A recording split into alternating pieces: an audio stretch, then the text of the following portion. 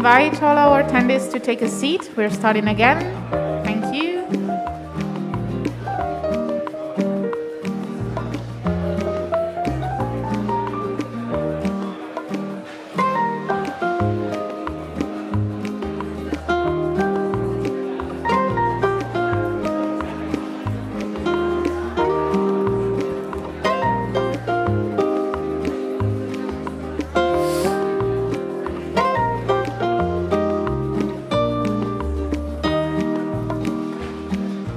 Hi.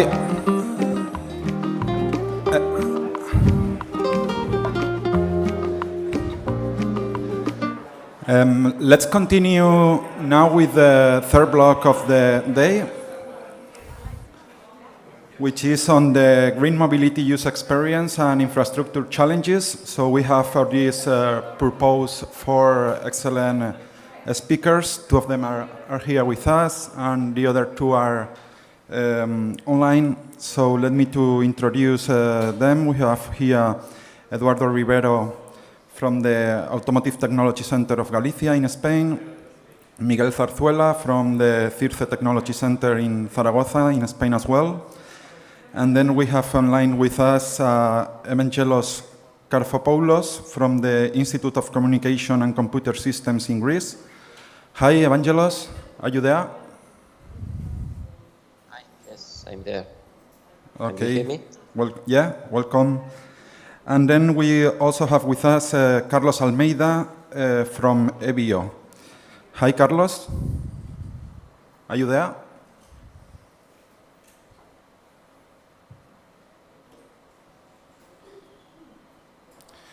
You're mute, I think.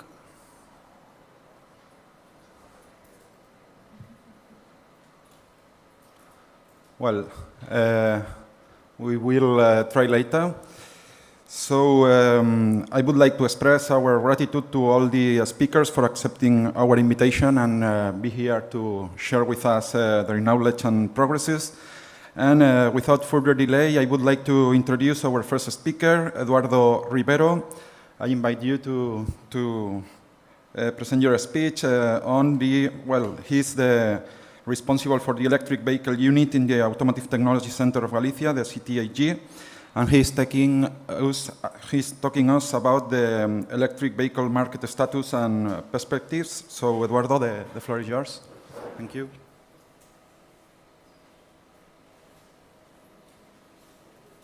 Okay, hello everyone. Thank you for the introduction. I will try to speak close to the micro. Okay, I think this is okay. Well, I would like to thank the invitation of the organization. It's a pleasure for me to be here with you.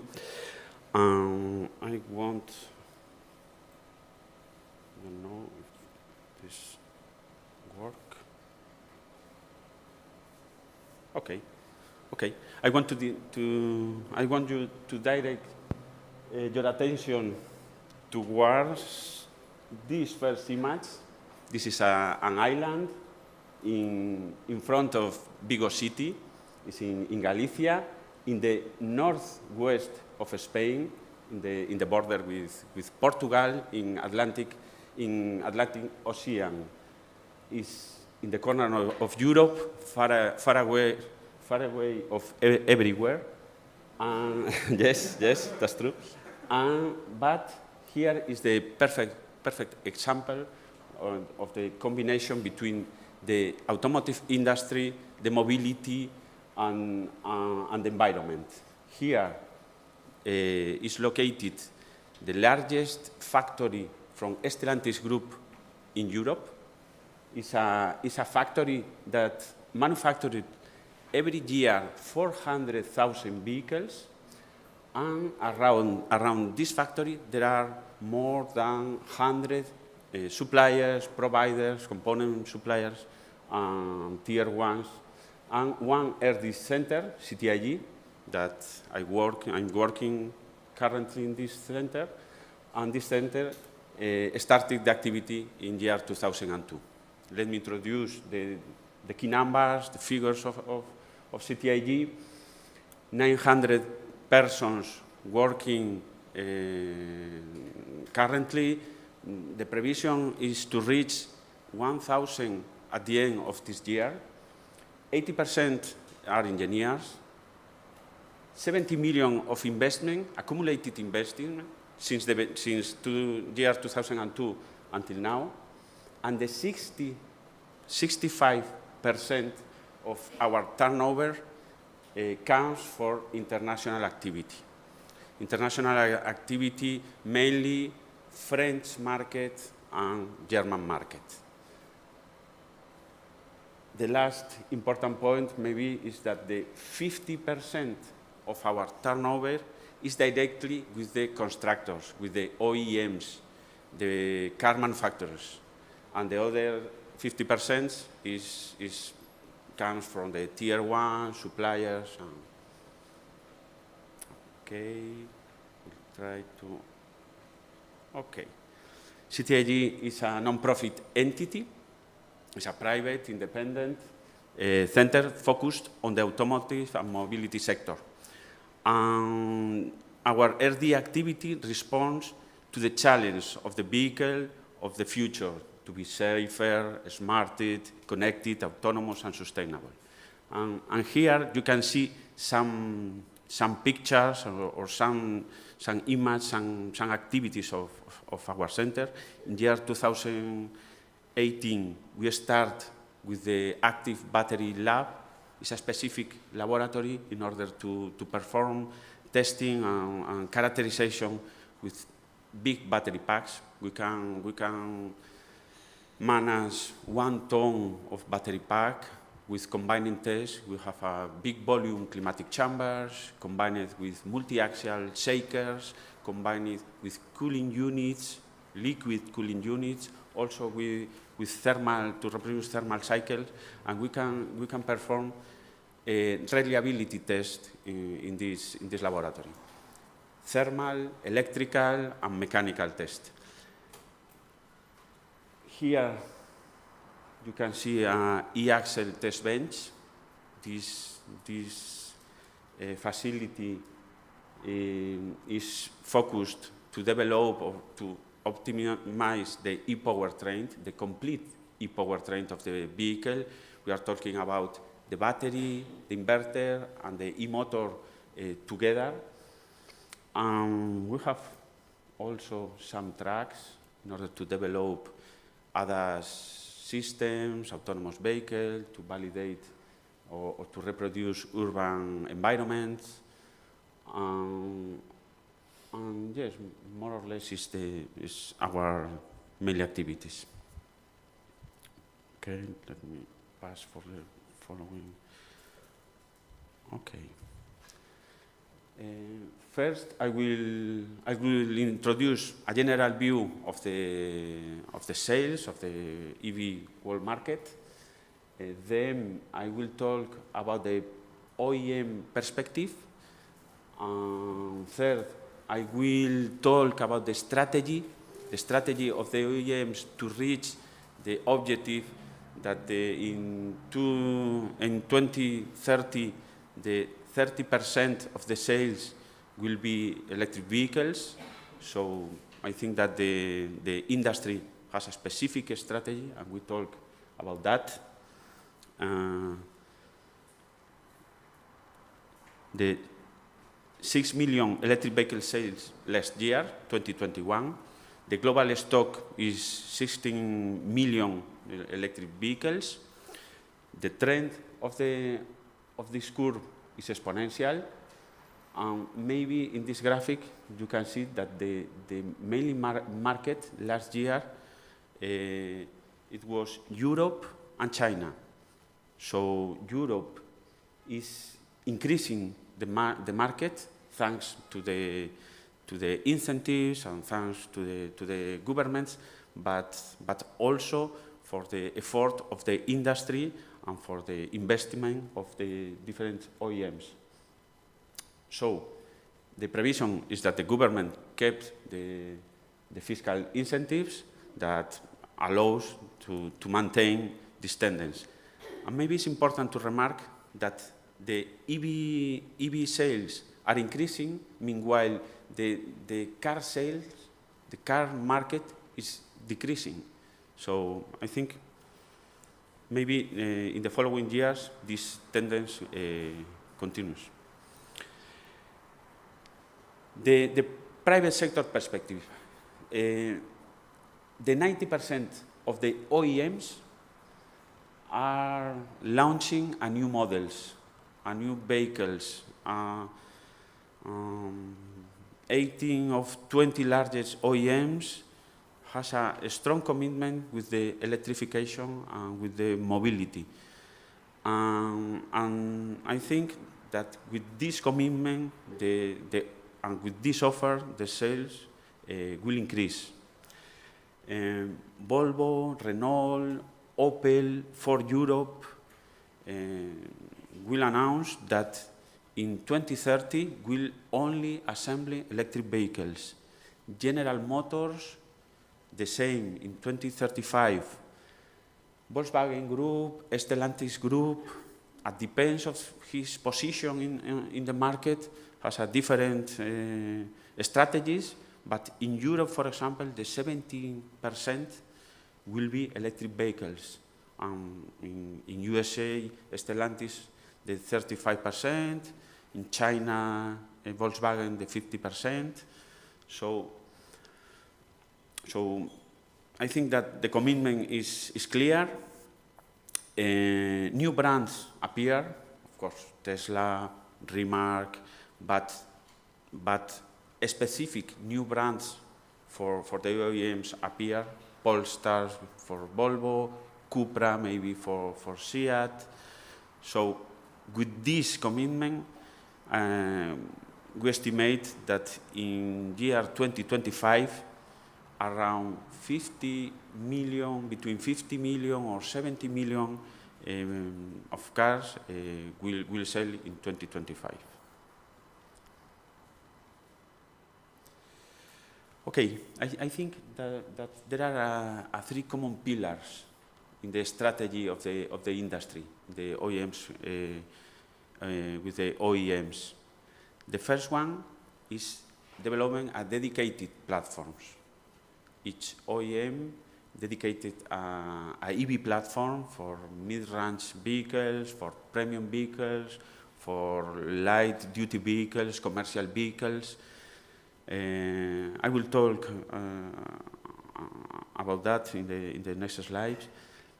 Also, the second pillar is the relationship and the joint venture with the players, with the battery manufacturers, with the e-motors constructors, with the power electronics companies. The OEMs start to create a partnership, a joint venture with these new players in order to bring the know-how, in order to bring the knowledge. And the third pillar is the software. I think the software is becoming more relevant, more important. Software for the control of the inverter, for instance, or for BMS, or for BMS, and the software for charging and recharging the battery, the fast charging, the vehicle to grid, the new uses of the vehicle as a grid. So, and finally, the software for infotainment, for connectivity. So I think it's the third pillar, and it's an important point. And the industry must adapt to the change of the market. And here there are two examples.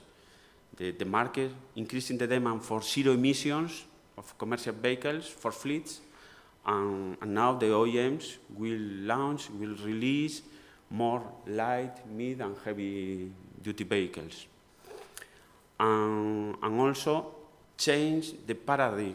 So the business model, I think, is a technological market. The mobility as a service is an important topic the autonomous driver, the vehicle to grid, and some possibilities. So I think it's important to adapt to this new market. Here, the relationship with between the OEM manufacturer and, for instance, the battery manufacturer. You can see that there are a strong relationship. The gigabatteries are necessary to allow the introduction of the electric vehicle in the market, but not only one gigafactory. Maybe for each OEM, for each market, Europe, America, China, maybe each OEM needs 2 or 3 gigabatteries. So I want to remark here, for example, the ACC company, automotive cell company, that is 100% European. It's a joint venture between the Total SAF group and Stellantis group. And last year participated the Daimler group in this company with the 33%.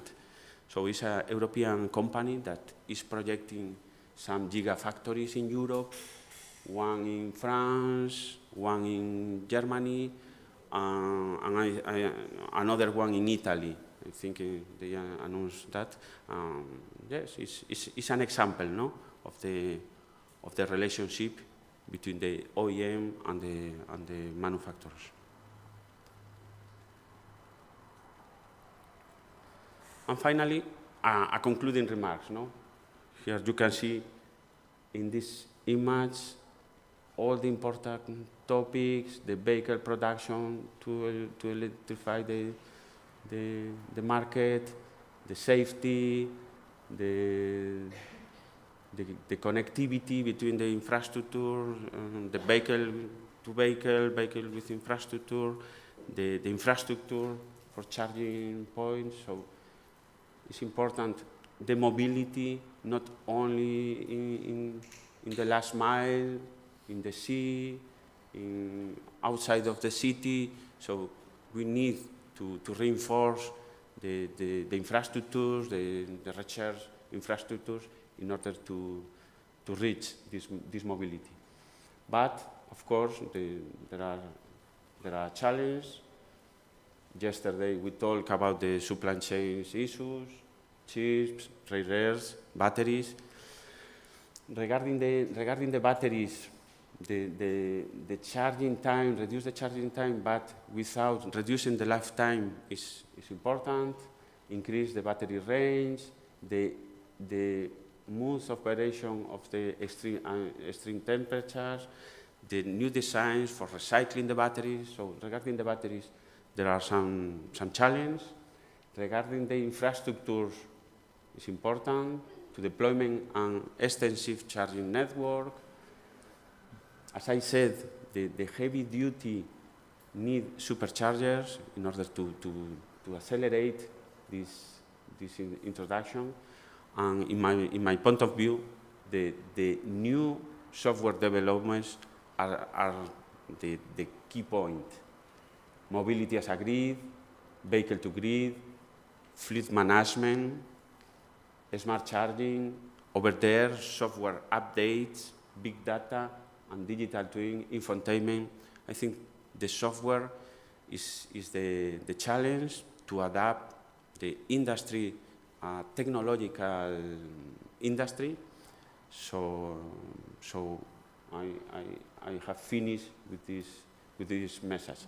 But it's clear that the industry has a strong commitment now for the electrification and with the mobility. And I think that the infrastructure that my colleague will talk in the following presentation now is really important to reach this objective. Thank you very much. If you have any question, I'm glad to answer. Thank you.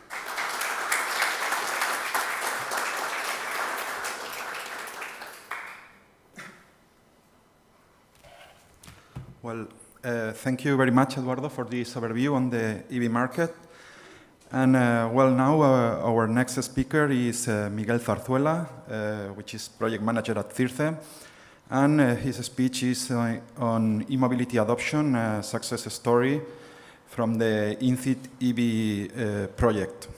So please, the floor is yours. Thank you very much for the kind introduction. Glad to be here today, for having been invited to this event. Today I'm going to talk about Inside EV. This project is a very large project coordinated by the CIRCE Foundation, but it contains a consortium of 32 partners with a 19 million investment, of which 15 million comes from the European Commission. This project is focused on the user needs in order to develop innovative charging solutions that solve or will solve the actual problems that the users are facing in regards with electric mobility, with the ultimate objective of foster EV sales in Europe. I will come later, but we have 7 demonstrators across all Europe, so they cover all kind of innovative charging solutions, and I believe that you will interested at least in some of them. This consortium, it comes of 3 OEMs, several universities, technological centers, public administrations, DSOs. So we are very skilled to cover all the activities that we are developing, which I can assure you that we are doing a lot. Let me start with a short question. Have you arrived today or to Valencia by the means of an electric vehicle? Electric trains also count. If the answer is no, very good. Electric motorcycles also counts. Here in Valencia we have some of them. Our goal is to know why you have not used electric vehicles to arrive here, and what can we do in order to solve this issue, to promote this new zero emissions mobility. As you know, and Eduardo has introduced it, EV vehicles sales are on the rise. In Spain, we are reaching about 8% of total sales with plug-in vehicles. In Germany, last December, they reached about 35%. You know that in Norway, they are reaching almost 98% of plug-in vehicles. So we are right now talking about this innovative product taking now the early majority.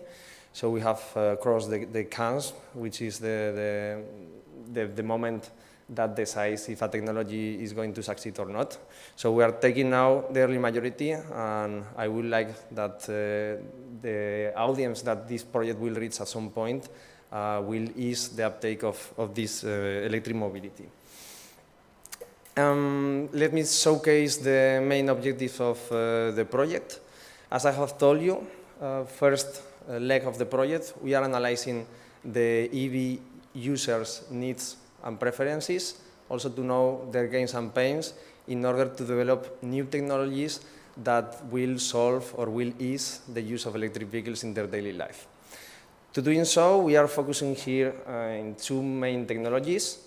One is inductive charging. For the ones present face-to-face in this meeting, have been able to see the Zoe vehicle that we have downstairs equipped with the coil that our colleagues from Bedecom in France, in collaboration with the group Renault, have developed.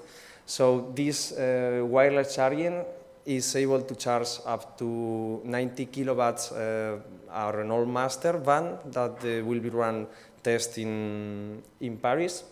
But the urban demonstrator of Paris will be able to charge up to 120 kilowatts at the same time for vehicles. These demonstrators, as I will tell you later, are able to charge on a static base, therefore without movement, without cables, but also reaching highway speed up to 130 kilometers per hour. We are also developing low power and high power B2G chargers with grid capabilities in order to communicate with the DSO and TSO to fulfill the best management of the grid when the vehicles are charging, and also to even improve the quality of the grid while the vehicles are charging. B2G has been commented during today and yesterday's session, is a technology that will be used in the next years and have a really huge potential in order to integrate the vehicles into the grid, and also to enhance the use of self-consumption systems and to use the battery as backup for smart grids. We are developing also a decision support system for mobility planners, taking into consideration the EV penetration sales and also the infrastructure penetration in order to mobility planners plan what are the numbers of electric vehicles and the power and its impact in the grid that they need to develop plan for the cities and regions. Of course, we are also obtaining real data of the new use cases to develop new business model for all of them.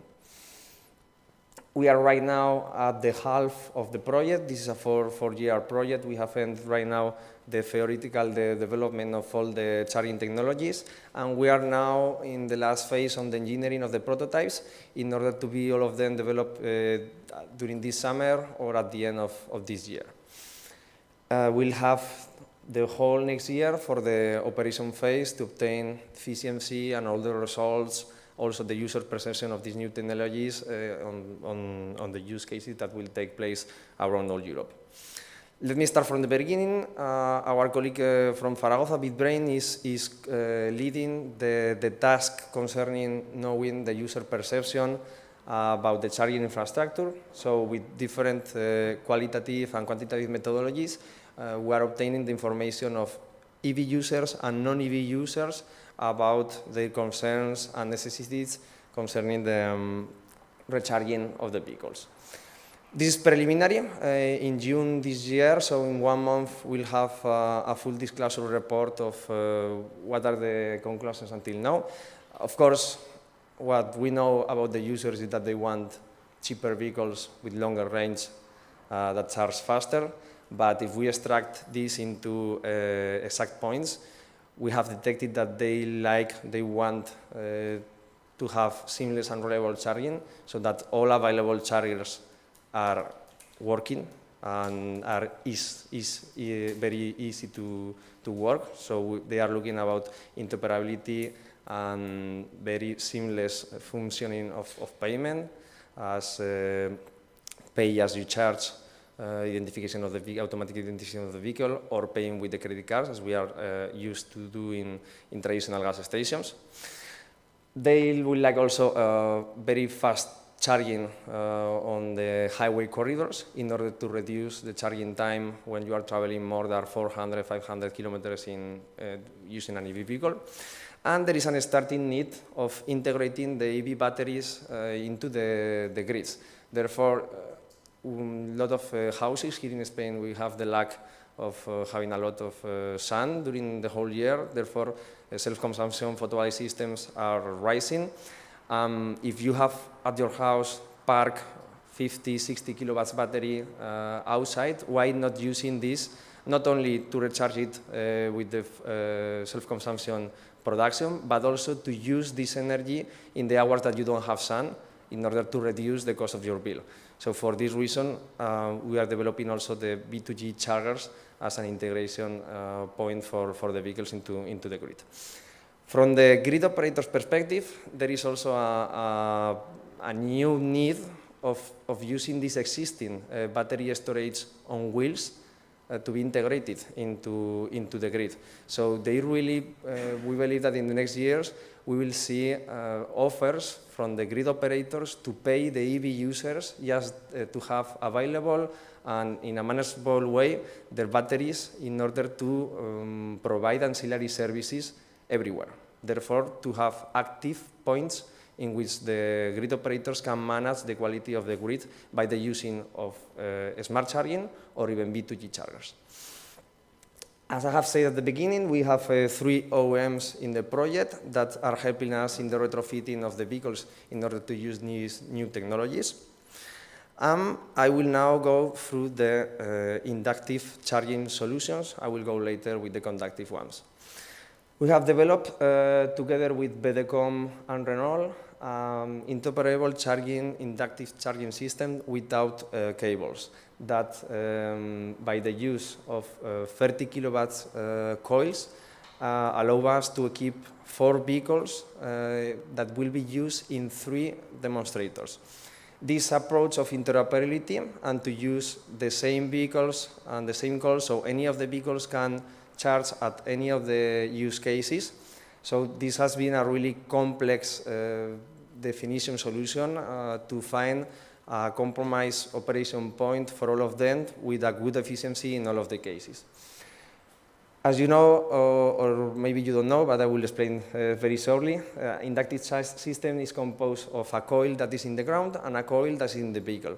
In the case of static charging, we only have 1 coil in the ground and 1 coil in the vehicle. In the case of dynamic charging, as the vehicle is moving around the infrastructure that is above, on the ground, we have to install a line of bobines, of coils in the road. Let me start for the most simple solution, which is static charging. This use case will be placed in Zaragoza. The vehicle that is downstairs will be the one used there. Here we are aiming for a 50 kilowatt charger, but the coil on the vehicle will be only 30 kilowatt, as is the one on all vehicles. But this system allows a misalignment of about 25%. It charges automatically once the vehicle is detected over the charging spot. And we have designed it with a 95% charge efficiency in concerns with conductive charger. This is a topic that has been always behind inductive charging about the efficiency. So the ongoing design, as we are shielding the ground and shielding also the vehicle, the electromagnetic field is very concentrated into the coil of the vehicle. Therefore, we have not too many losses. So we lose only about 5% of the energy in comparison with a conductive charger, which is really good final data.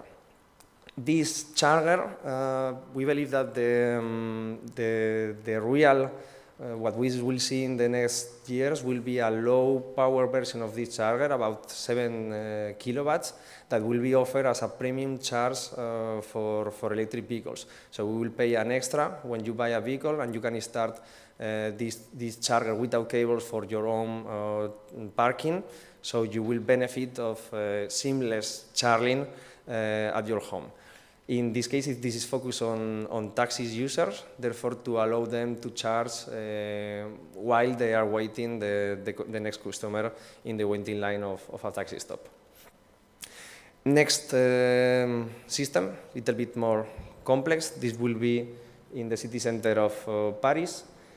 This will be a road of 1 meter coils that will be activated once the vehicle passes over them.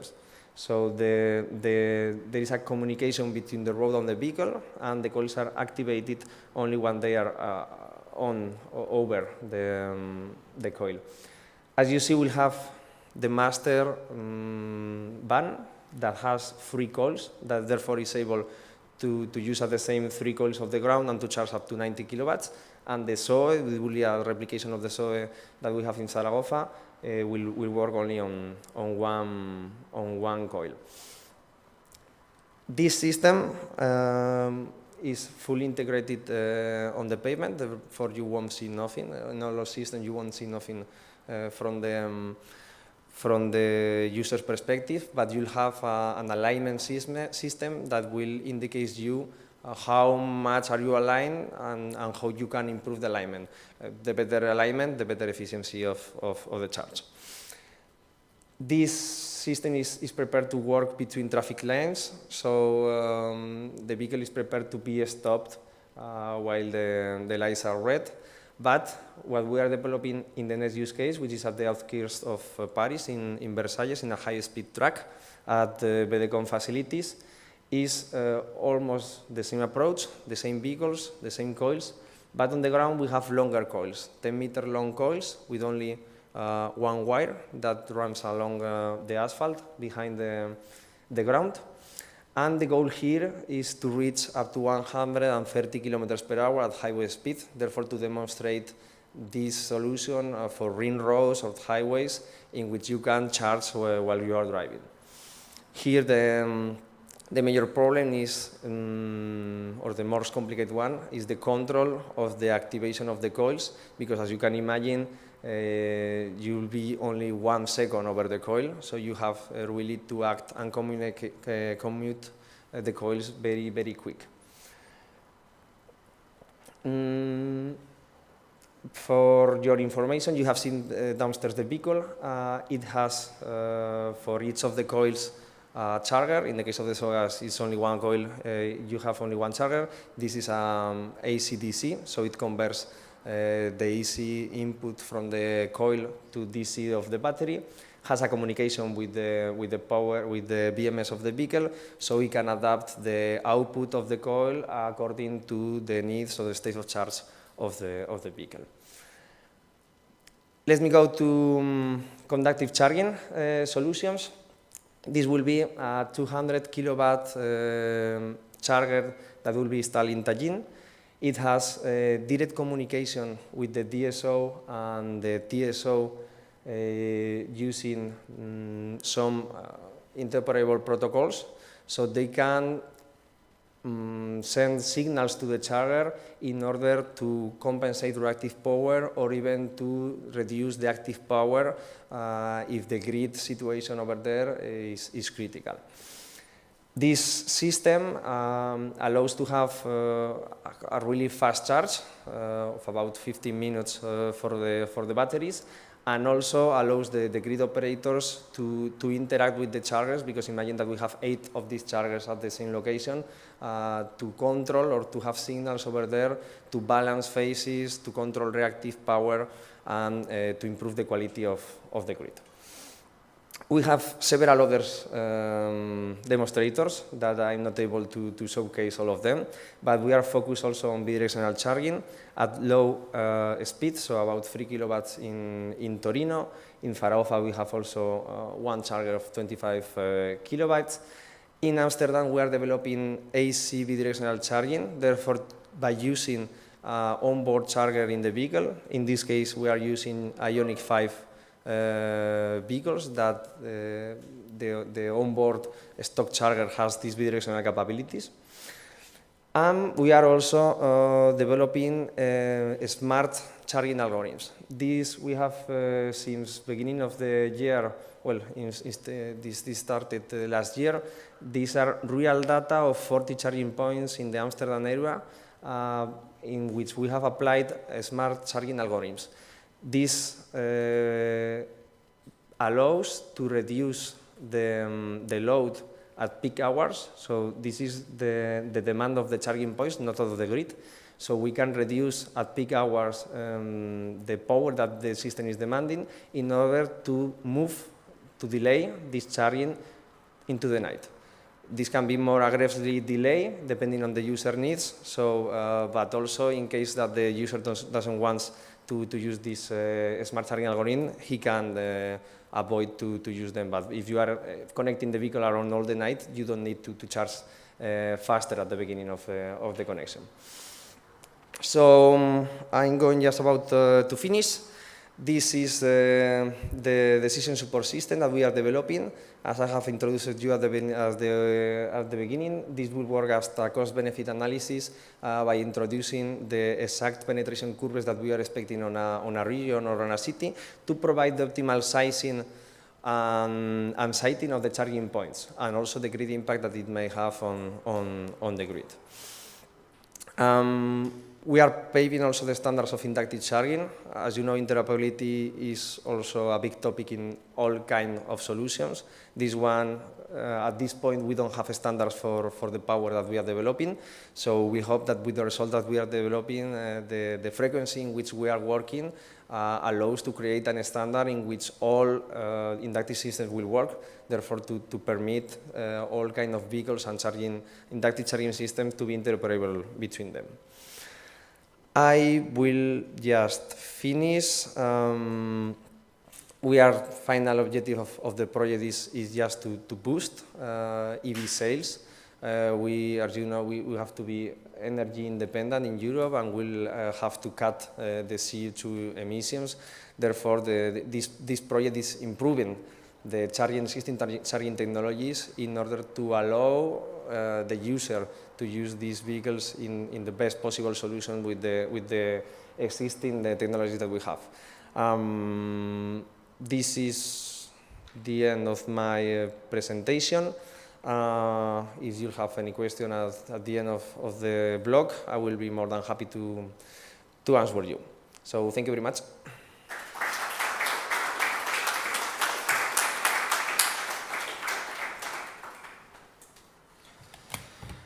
Thank you, Miguel, for your presentation on this really interesting and ambitious project.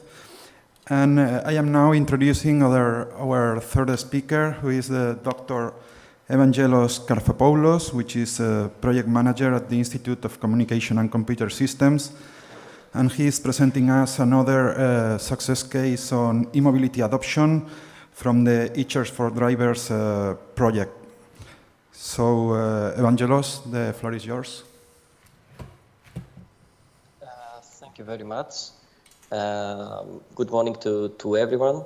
I'm glad to be with you, even at a distance. I'm sorry for not being able to be present there with a physical attendance, but I will try to give you as much as possible as regards the e-Charge for Driver project. I'm Evangelos Karfopoulos. I'm a senior researcher in the i-Sense group in the Institute of Communication and Computer Systems. Today my presentation is to provide you some insights about the e-Charge for Driver project, which is a 4-year life project, which is in the middle, in the second year life of this project. The e-Charge for Driver project aims to design and develop new technologies and services that will foster e-mobility and will improve the charging experience of EV users. Within the project, 12 countries are participating, reflecting the different e-mobility maturity and the different needs and preferences of the users as regards the maturity of the e-mobility. 31 partners are involved with diverse experience and expertise from EV manufacturers, EVSE manufacturers, CPOs, service providers, municipalities, research centers, universities, etc. The solutions that are developed in the e-Charge for Drivers will be demonstrated in 10 demonstration areas in 10 different countries. And these technologies aims to serve the different charging needs in its area. The objectives of the project are 5. Starting with the first one, since e-Charge for Driver project aims to create user-centric solution, and this is the difference from the previous European project in the previous years, that we are not only focusing on the efficiency of the technology, but the main goal is to place the user in the middle and identify which are the needs of the users as regards the charging technologies and the charging services. So in this respect, an extended user survey was conducted in order to understand which are the users' needs, the user preferences, user concerns, not only from the EV users, but also which are the anxieties from the non-EV users, in order to be able to persuade them to be also in the circle of e-mobility. The next step is to design new innovative solution and user-centric solution based on the outcomes of this survey. And when we are talking about solution, we have 2 directions. The first one is to create user-friendly and cost-efficient technologies for passengers and light electric vehicles. And the second direction is to create interoperable and enhanced charging services that will allow users to have a better accessibility to the charging station, a more efficient and user-friendly charging experience, And the next objective is interoperability. This is the main and the key pillar of any technology and service that should be designed and developed. And interoperability should be ensured as an end-to-end requirement, from the vehicle up to the highest level, which is a roaming platform or a certification authority. This interoperability will not only allow the accessibility of the user to the different charging stations and the exploitation of different services from different service providers and different vendors, but also will allow the provision of enhanced information to the user before, during, and after the charging station, which is something that is missing from the current solution. Finally, the e-Charge for Driver will develop mechanisms and tools that will foster the deployment of e-mobility in urban context in a sustainable and user-centric way. And this will be realized by providing two different tools, a charging point location planning tool, and will propose new tariff and incentive schemes. If we would like to give more details on the technologies, on the e-Charge for Driver solutions, we have three directions: technologies, services, and decision tools. On the left hand, in terms of technologies, we can have two parts: the charging stations and the vehicles. In the upper left part, we have three different charging solutions. The first one is a user-friendly, modular, and containerized charging station with enhanced user interface, which means large onboard screens that allows the user to have information about the charging process, the pricing policies, any incentives, any possibility of participating in smart charging concept, etc. This technology is developed by ABB, and the containerization of this solution aims to facilitate and make quicker the deployment of such solutions in urban context require the minimum civil engineering work. The second solution is a multi-outlet DC charging station for EV, for passenger EVs and light electric EVs, enabling the vehicle to grid functionality. This charging station is developed by Powerdale, and apart from the possibility of serving the charging needs of different diverse technological cars, EVs, passenger vehicles, and light electric vehicles, it enables also the power flow, the bidirectional power flow between the grid and the electric vehicles. The source or the energy source of this power charging station can be multiple sources. We can have flow of energy flow from the electric grids, from a local storage system, from local renewable energy sources, etc. The idea of this solution is to minimize the capex by having a central cabinet where all the power electronics are placed and all the inverters are existing. And then we have separate interfaces that allows the communication and the different communication protocol implementation for the diverse technologies of the vehicles. The third solution is the battery swapping station for light electric vehicles. Yesterday morning, there was a great discussion from the Ms. Costanza Hermanin, representing the Swappable Batteries Motorcycle Consortium, where the battery swapping interest as a raising business use case was discussed, and it was really very interesting. There, three main key points were identified: interoperability as regards the batteries, safety standards, and grid-oriented services that can be provided by such solutions. In the e-Charge for Driver, in this respect, the e-Charge for Driver project designed and develops two different approaches. The first one, that it is developed by SWAB in Berlin, aims to integrate 6 different, at the moment, battery technologies for light electric vehicles by having different compartments in the same charging station. So the user can quickly, in less than 1 minute, can exchange the discharged battery with a fully charged battery. This is important because by this case, we can enable and realize the context of storage of battery as a service, which means that the owner can lease the battery and can avoid the high costs of being the owner of such a battery. The second approach is designed by Scutum and will be demonstrated in Barcelona.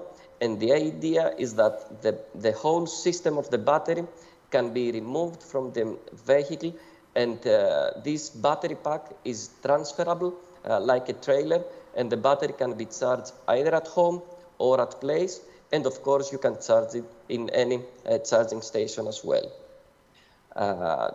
The final step of the technologies that is proposed and developed is the modified electric vehicles.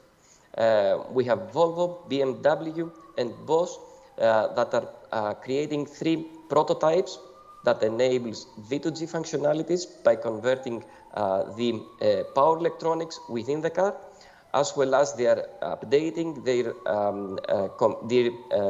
vehicle controllers in order to support the ISO 15118 plug and charge concept, where the charging process can start without the use of an RFID card. The car itself is identified. On the right top, we have the services that are proposed. We have the enhanced booking service and the routing service, 2 services that aims to enhance the accessibility of the user and reduce the waiting time in front of occupied charging station. The booking service aims to allow users to reserve a charging station, AC or DC charging station in long or short term, depending on the needs of local times. The requirements for the short-term and long-term reservation are different, and they are considered in the different applications that are provided to the user as mobile application.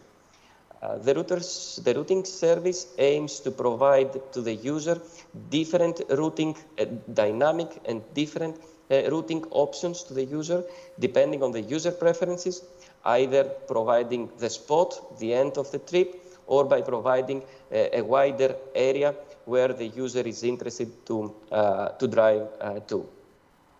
And finally, as regards the services, a smart charging services suite will be developed with serving different business objectives.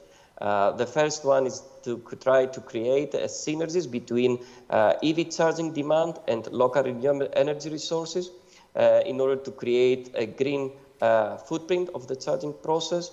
As regards the DC charging station, to minimize the peak demand impact to the distribution grid that fast charging might provoke, microgrid concept and how electric vehicles can be integrated in a microgrid concept where local renewable energy resources, storage, battery, static storage facilities exist, and how we can minimize the costs as well as the grid impact. And finally, the last service that is developed is the battery predictive diagnostic control, where the battery status and state of health of the battery is monitored in real time while the car is under driving mode. And all these data are stored in a cloud where the battery health is monitored, and we can decide which is the best and the optimal charging profile that should be followed during the charging process in order to minimize the battery degradation and increase the battery life.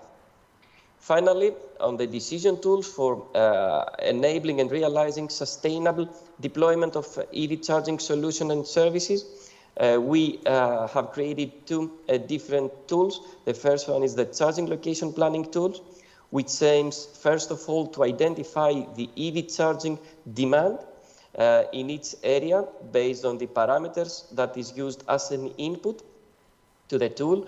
And secondly, to identify and suggest which is the optimal technological mix of charging technologies that should be adopted, the number of the charging stations that should be installed, and the locations and areas where these should be deployed. The last one is the incentive scheme and tariff structure proposal, where we have done an extended survey on an overview on the current incentive schemes and tariffs that are adopted by different CPOs and TMSPs in all the 10 demonstrators and pilot site areas. We have identified the differences and how the different strategies as regards the tarification and pricing policies serves the different strategic needs of the local community, which is highly dependent on the e-mobility maturity level.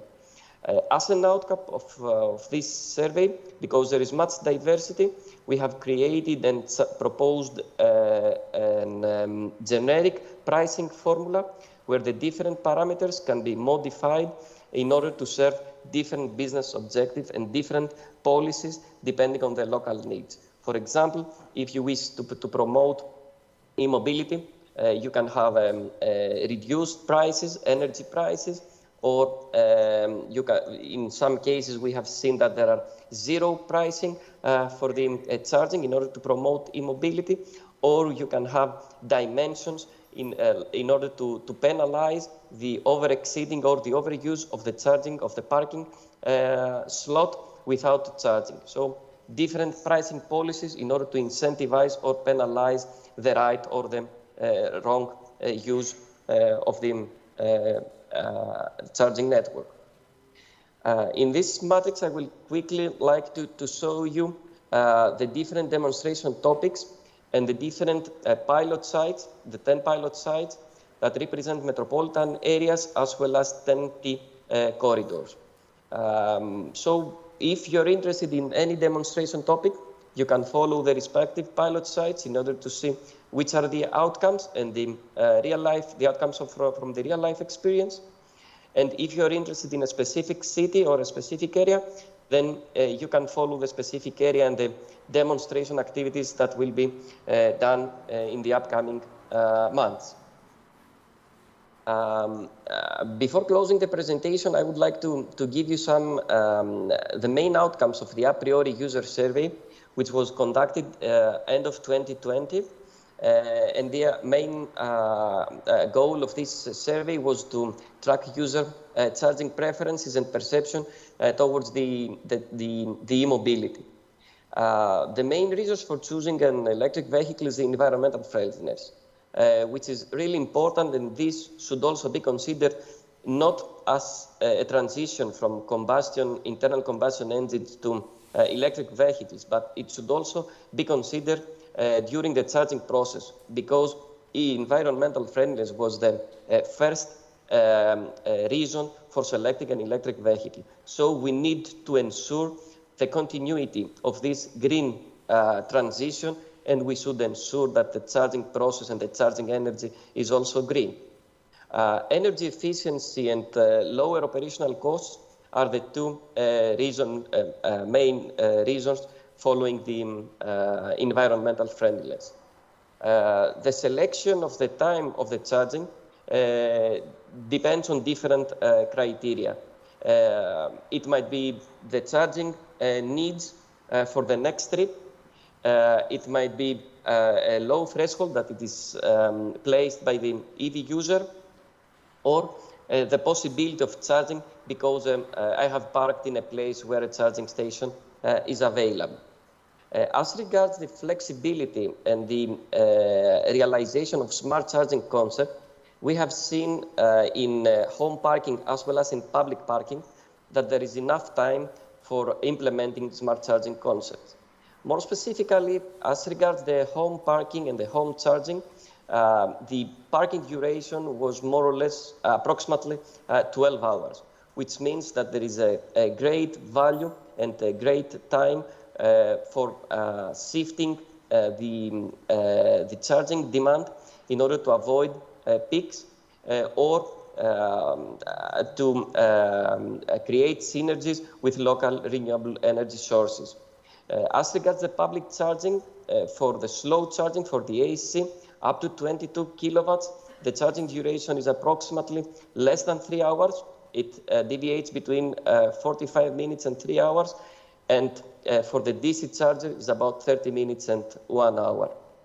As regards the sustainability of investment, from the real data from CPOs and TMSPs, we have tracked that the occupancy in our days is quite low.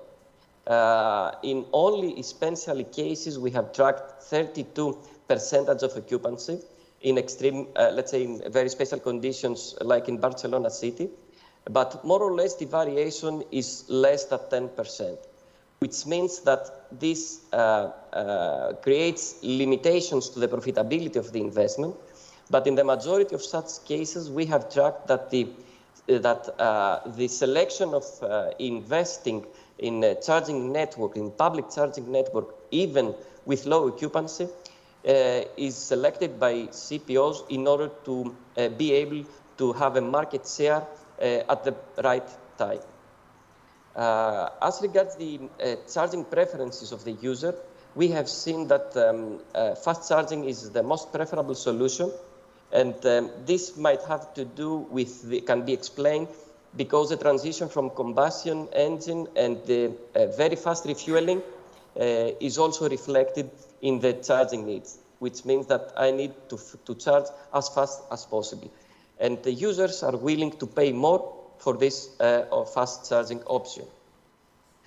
Finally, most EV drivers were male, and this should be reconsidered and define new strategies in order to involve women in the mobility evolution. I will close my presentation with a project status and which are the next steps. As I told in the start of my presentation, we are in the half of this project, in the second year. We are ending the second year, and we have finalized the design of the solution. These solutions were designed based on the user and system requirement as were tracked from the user survey in order to ensure the user-centric dimension of the solutions, and they are right now validated at laboratory context. From June of this year, next month, we will start the pilot setup, and all the technologies will be traveled to the pilot sites in order to be installed, to be connected with the local system, also the different solutions to be integrated under one pilot context and verify that everything works smoothly. The demonstration activities is planned to start September of this year and will end of 2023. So if you are interested in any demonstration topic or in any technology or service, or if you are interested in general in a more specific area, please follow us in our accounts in Twitter or LinkedIn, or you can be connected to our website in order to check the work progress and the main outcomes of the demonstration activities. Thank you very much for your attention, and once again, I'm really sorry for not being able to be there with you with physical presence.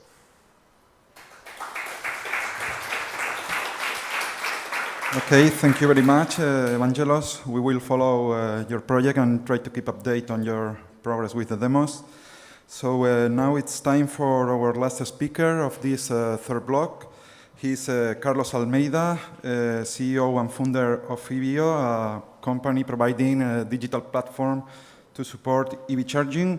And he's presenting also another success story of e-mobility adoption, in this case in Portugal. So Carlos, the floor is yours. I'm going to share my screen. Hi everyone, I'm Carlos Almeida. I'm the CEO of i-HeCoBatt Electrical Mobility. We started some years ago with the idea of for friends, and we decided to develop a platform, an intelligent and agnostic platform for the electrical vehicle charging ecosystem. And our main focus were the companies, because we looked at the market and the main solutions were not really solving the problems for companies, namely companies that have a huge fleet. So we also developed sustainable charging functionalities integrated with the national grids. And then we evolved for B2B2C solutions and for B2C solutions also. So we now have the full business model here. Our main presence is in Portugal, but we already have projects in Spain and France, and we are expanding to other countries in Europe. We are MSPs, CPOs, and in Portugal we are also electricity suppliers for the electrical mobility. So, as I said, we started by the end of 2018. Well, we started with the concept, then we made the developments. By the end of 2019, we made the incorporation of the company. We applied for several initiatives from the European Commission, namely by the i-HeCoBatt mobility. We were selected for 2 of them. We were very successful, and by the end of 2020, we were invited by i-HeCoBatt mobility for them to be also shareholders of our company. We were also in that year selected as the best Portuguese urban mobility startup of the year. And in April 2021, we launched our commercial services, our SaaS platform, that enable us to provide services to companies to manage their own electrical charging stations and also their EV fleet. We developed several interfaces, one for the infrastructure manager and also for the fleet manager, and another interface for the end users, the people that were really driving the vehicles. In 2021, we also received the Best Mobility Technology Award from the Global Mobile Awards. And this year we were very successful in the fundraising. An investment bank has entered the company and has invested $2.5 million in order to support our expansion in Europe.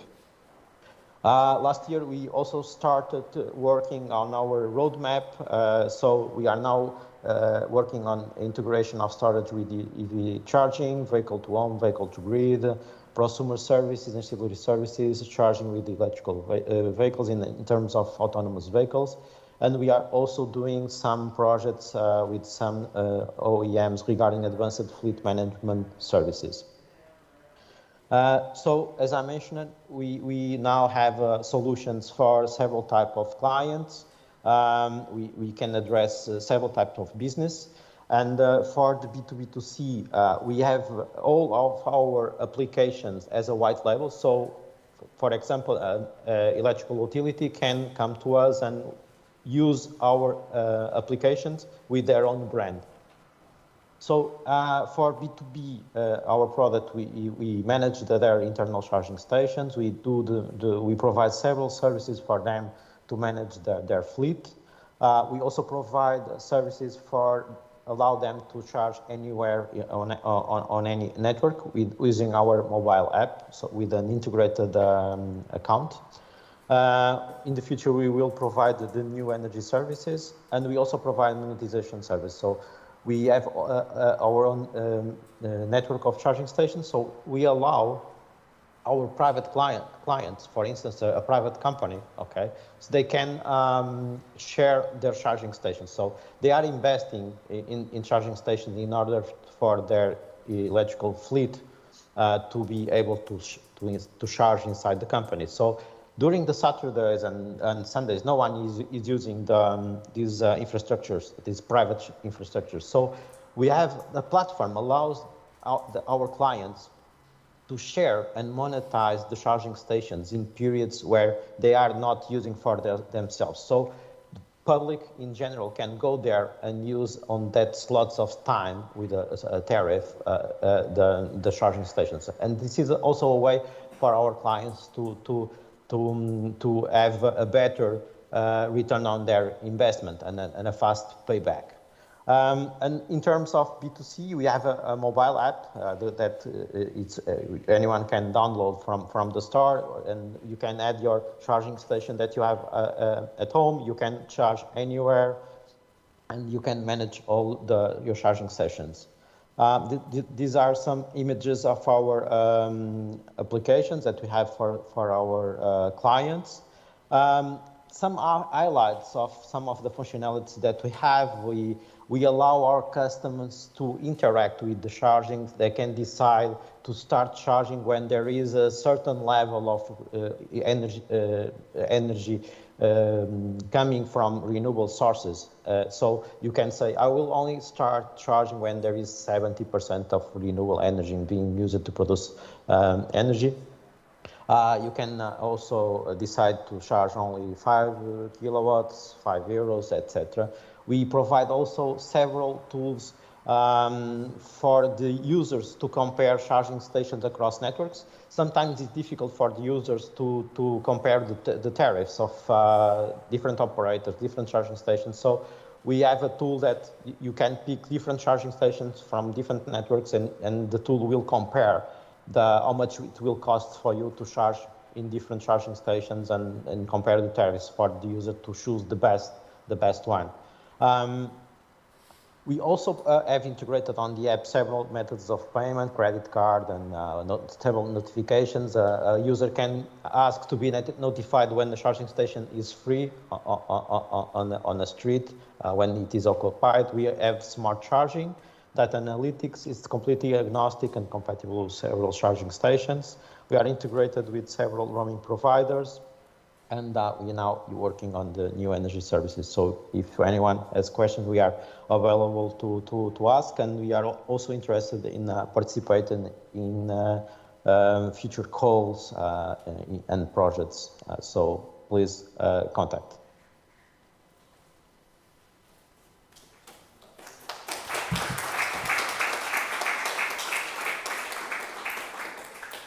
Thank you very much, Carlos. Well, this was the last presentation of the blog. We are really out of time, so we will follow the questions on Slido and come back with answers. And if some of the attendees here have some questions, I think the better is to ask directly to the speakers, taking advantage of the lunchtime. So we are now moving to the last block on circular economy, but before I would like to thank again the speakers. And so I leave you with my colleague Evelina. Thank you very much, Enrique. And dear participants, it's my pleasure now to invite you all to join our last block of the day and of our electromobility technology workshop, Driving a Greener Value Chain. Firstly, thank you again for remaining with us during these 2 full days and dedicating your attention to ways to improve the whole value chain of EV components. This block will address circular economy topics, aiming to tackle the challenges for dealing with batteries end of life. Raw materials are critical for ensuring the needs of the batteries market, and it seems like one of the winning solutions should be the recycling process. The benefits of this sum up, obviously, to the reduction of waste, especially the toxic waste. Well, even if this block is at the end, and even if this process most of the times is considered as an end process, I believe that we gain more if we will set our mind to start with recycling, and once this solved, we can go to mass production and again to use and improvement. But more solutions and best practices will be provided by the invitees in this last block. And thank you for accepting our invitation, Mr. Javier Lopez Rodriguez from UNE, that will join us online, and I think is already connected. Mr. Justo Garcia, Head of Financing Strategy from Orano, and Dr. Benjamin Wilson, a researcher of Aalto University. And in order for the things to work properly, we need a regulatory and a standardization framework.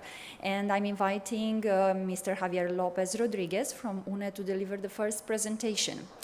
Mr. Lopez is an industrial organization engineer and currently is a standardization project manager within the industry and equipment unit at the standardization department of UNE, giving support and carrying the secretariat of several national and European technical committees in the means of transport sector and participating in several R&I projects related to e-mobility.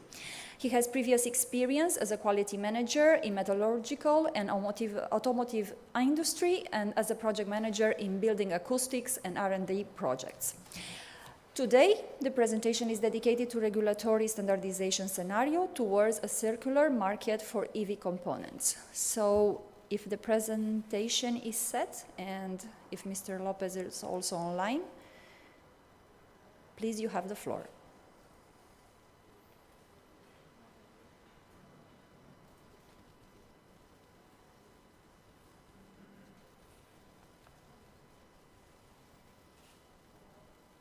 Can you hear us?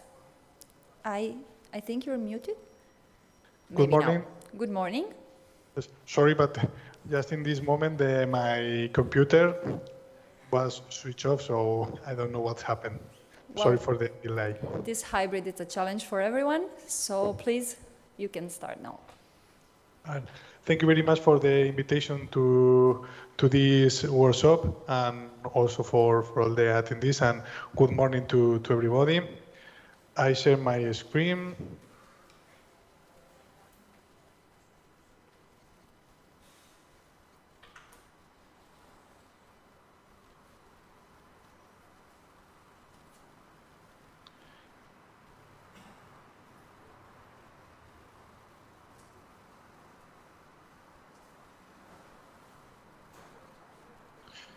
Do you see my screen? My presentation? We see the screen, but not the presentation. We see a black screen, actually. Oh, sorry. I'll try it again.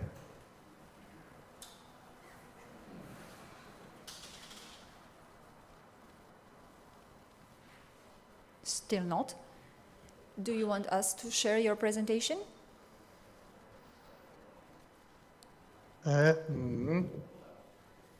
Wait a moment.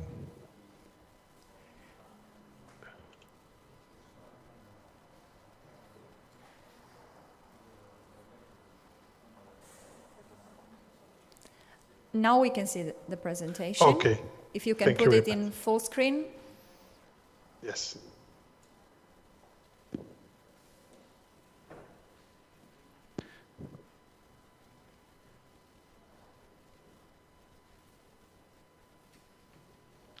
Now. Also here. Thank you. Sorry for these problems, and apologize for not being there with you, but with this new virtual area, we cannot be in two places at the same time, so sorry for this. Well, I try to give you a brief landscape about regulation and the standards that are related to electric vehicles, and especially those that are closer to the circular market. Before starting, let me start with a short introduction about our company. We are UNE, the Spanish Association for Standardization. We are a non-profit, private and independent organization. We are the official standardization body in Spain since 1986. And we develop standards at the national, European, and international level. We have more than 32,000 standards in catalog, and we also have more than 15,000 experts involved in the standardization process, not only at a national level, but also at European and international level. We also integrated the standardization in research and innovation projects. We have been participating in more than 60 projects. And well, in these kind of projects, we provide a first standardization landscape with a list of standards and technical committees that could be related to the project. And also we help the partners in order to develop some standard or something like this as a result of the project. And also we participate in international cooperation projects. Well, as I talk about the standard and regulation, the first point is important to know the difference between them. A standard is a technical document designed to be used as a rule, guideline, or definition. It is based on consolidated results of science, technology, and experience, and it is established by consensus between all the interested parties.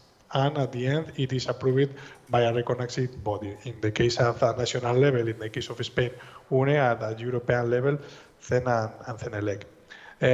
What that means is that the standards are developed by the experts. The people that are involved in the development of a standard are the people that have the knowledge, the technical knowledge of some standards. And on the other hand, the European Commissions make policies and regulations. So the main difference between them is that the standard is voluntary, a voluntary document, and the regulation is a mandatory document. So, but sometimes the European Commission asks CEN and CENELEC to develop some standard in order to give response to some essential requirement. It is called a standardization request, and once that these standards are developed, these standards are mandatory because they are cited in some regulation.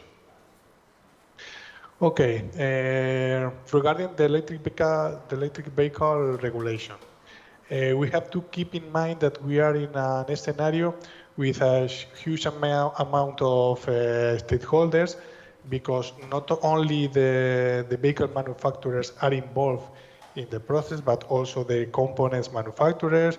We have to take into account the grid and also the communication. So there are a lot of regulation, but in this case, I try to focus on those regulations that are closer to the electric vehicles and their components. The first one is about the deployment of alternative fuel infrastructure, and it has a supplement with regards to electric buses. And the second one is a directive about batteries and accumulators, and waste batteries and accumulators, that nowadays there are a proposal for regulation to replace this directive. The first one, the directive on the deployment of alternative fuels infrastructure, establish a common framework of measures for the deployment of alternative fuels infrastructure. It also set out a minimum requirements for the building up of alternative fuels infrastructure, including recharging points for electric vehicles, refueling points for natural gas and hydrogen. And it established a common technical specification for such recharging and refueling points and user information requirements. In support of this directive, CEN and CENELEC have developed a guide. This guide is for facilitating the integration of alternative fuels at existing fueling stations and to give guidance to design, authorize, and operate these new multi-fuel stations. And this guide also considers other legislation impacting multi-fuel stations. As I mentioned before, we have to keep in mind that we are in a scenario with several stakeholders. Regarding the directive on batteries and accumulators and waste batteries and accumulators, the current directive establishes rules regarding the placing on the market of batteries and accumulators, and specific rules for the collection, treatment, recycling, and disposal of waste batteries and accumulators. This directive seeks to improve the environmental performance of batteries and accumulators and of the activities of all economic operators involved in the life cycle of batteries and accumulators. And do you see the directive 2006 in the screen? Now, yes. Okay, because I think there are some delay. Okay, well, this is the current directive, and the new proposal intends to include requirements on sustainability, safety, labeling, and information, and also the requirement for collection, treatment, recycling of waste batteries, and these regulations shall apply to all batteries. With the new proposal, it is started to talk about terms as reuse and repurposing of rechargeable batteries, but in the current directive, it is not mentioned. Okay. And last but not least, there are standardization requests under the mandate 579, in which the European Commission asked to European standardization bodies to develop standards related to performance, safety, and sustainability requirements for batteries. It is divided in four main topics, and the deadline for the development of standards is December 2025. As you can see, one of these topics is for the reuse and repurposing of rechargeable batteries with internal energy storage. It intends to establish requirements in terms of design, diagnostics and determination of a state of health, and battery evaluation for repairing or repurposing. Currently, in CEN and CENELEC, there are a specific group. They are discussing the work plan to the 25, and they are discussing about the existing standards in order to find some gaps and to analyze the necessity to develop new standards or to review or adapt the standards that are already existing in this case. Well, and what about the standards? In this slide, you can see the map of standardization at the international level, European level, and national level. In all the standardization bodies are involved industry, regulators, and other stakeholders. And the main difference between the national standardization bodies and European and international level is that at international European level, the electrotechnical and telecommunications standards are in a different body, but at the end they are working with the same procedures and these kind of things. Well, and regarding electric vehicles standards, as I mentioned before, we are in a scenario with a lot of stakeholders, so there are a lot of technical committees related to the vehicles and electric vehicles and their components. But I try to focus on the most on the closest committees related to the electric vehicles component.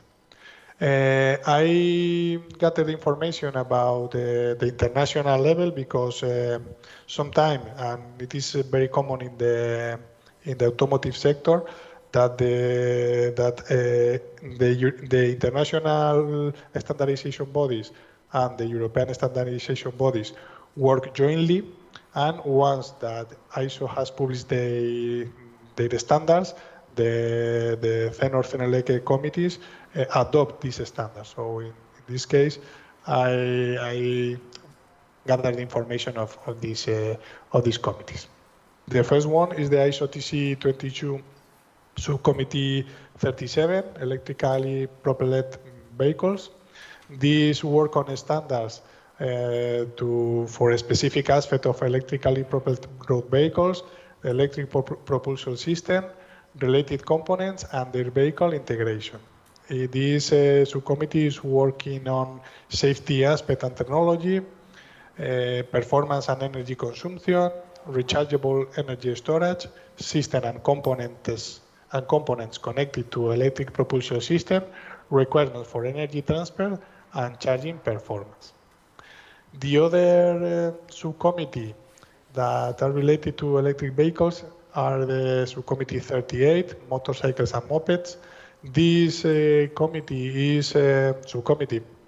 is focused on the standardization of motorcycles, mopeds, and their components, but it has a specific working group for electric mopeds and motorcycles. And at IEC level, the electrotechnical committees, it exists the TC21 about secondary cells and batteries.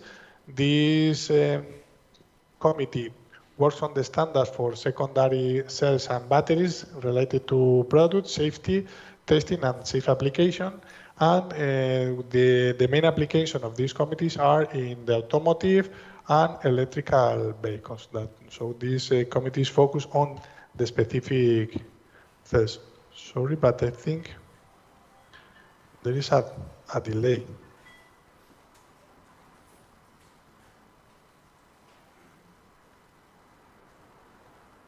Do you see the information on the... We can see now motorcycle and mopeds for the moment. Sorry, I think it's very... I don't know.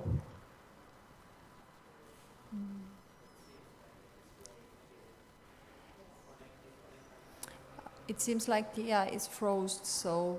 Yes. I try to share again my screen. Please try to share again.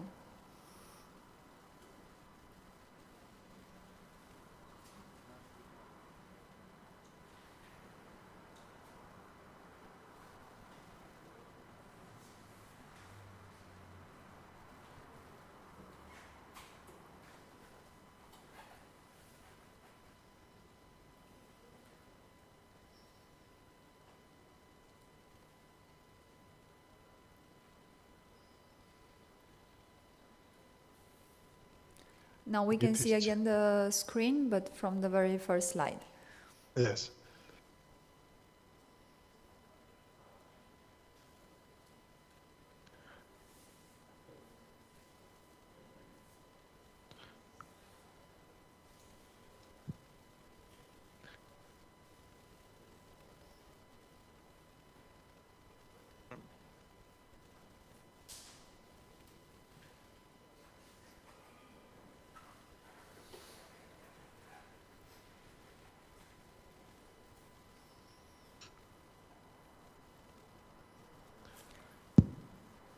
Yeah, so we can see the slides changing.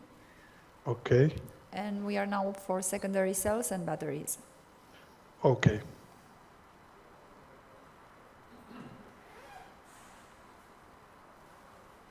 But I think it goes very slowly, no? There is a delay between the ones online and what we see in the room, but at some point we will see also the same. Okay. Well, as I mentioned before, this IEC technical committee is focused on secondary cells and batteries to provide standards for this product related to the product, to safety, testing, safe applications, and these kind of things. And this technical committee is working on the application of the secondary cells batteries in automotive and electrical vehicles. It has more application, but the main application, automotive and electric vehicles. This is the structure. They are working on secondary cells and batteries containing alkaline or other non-acid electrolytes, starting and auxiliary batteries, traction and stationary batteries, safe operation of batteries, secondary high temperature cells and batteries. There are also another technical committee in IEC related to electrical power and energy transfer system for electrically propelled road vehicles. This committee work on standards on electrical power and energy transfer system for electrically propelled road vehicles and industrial trucks.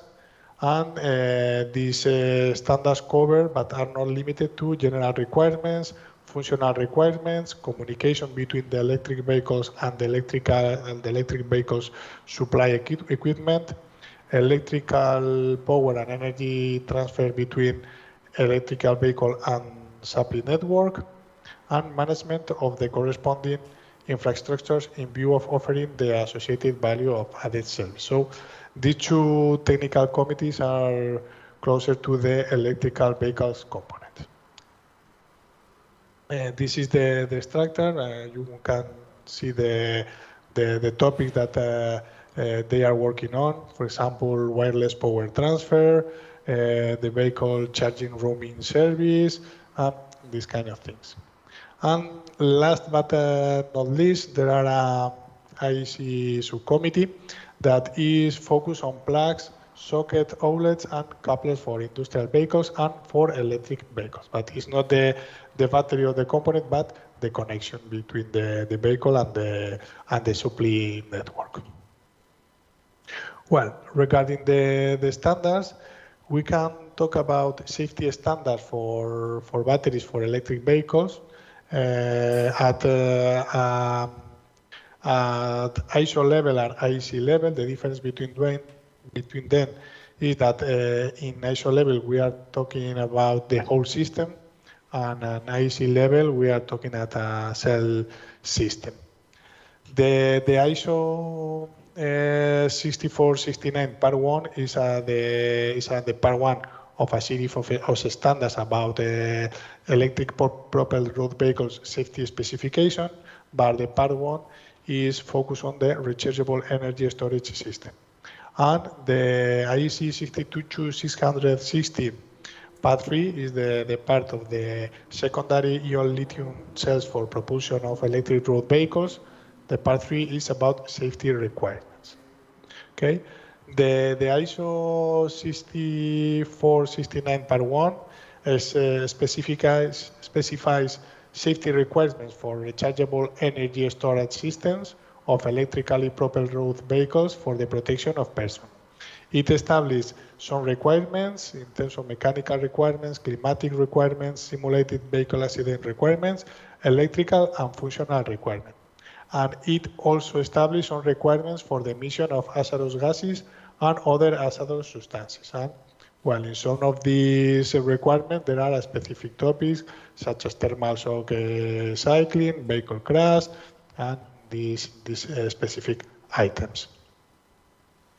The other standards about cell level is the i-HeC 62660 part 3, and this standard specifies test procedures and acceptance criteria for safety performance of secondary lithium-ion cells and cell blocks used for propulsion of electric vehicles. In this standard, it is established mechanical test, thermal test, and electrical test. We also talk about performance standards for batteries for electric vehicles. We have the ISO 20405 part 4 about test specification for lithium-ion traction battery packs and systems. The part 4 about performance testing, and this document specifies test procedures for the basic characteristics of performance, reliability, and electrical functionality for battery packs and systems for either high power and high energy application.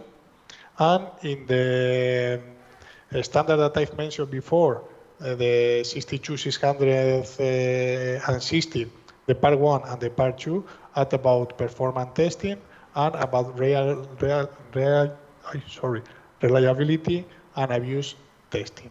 As I mentioned at the previous case, these two standards are focused on the cell, and this is in the whole system.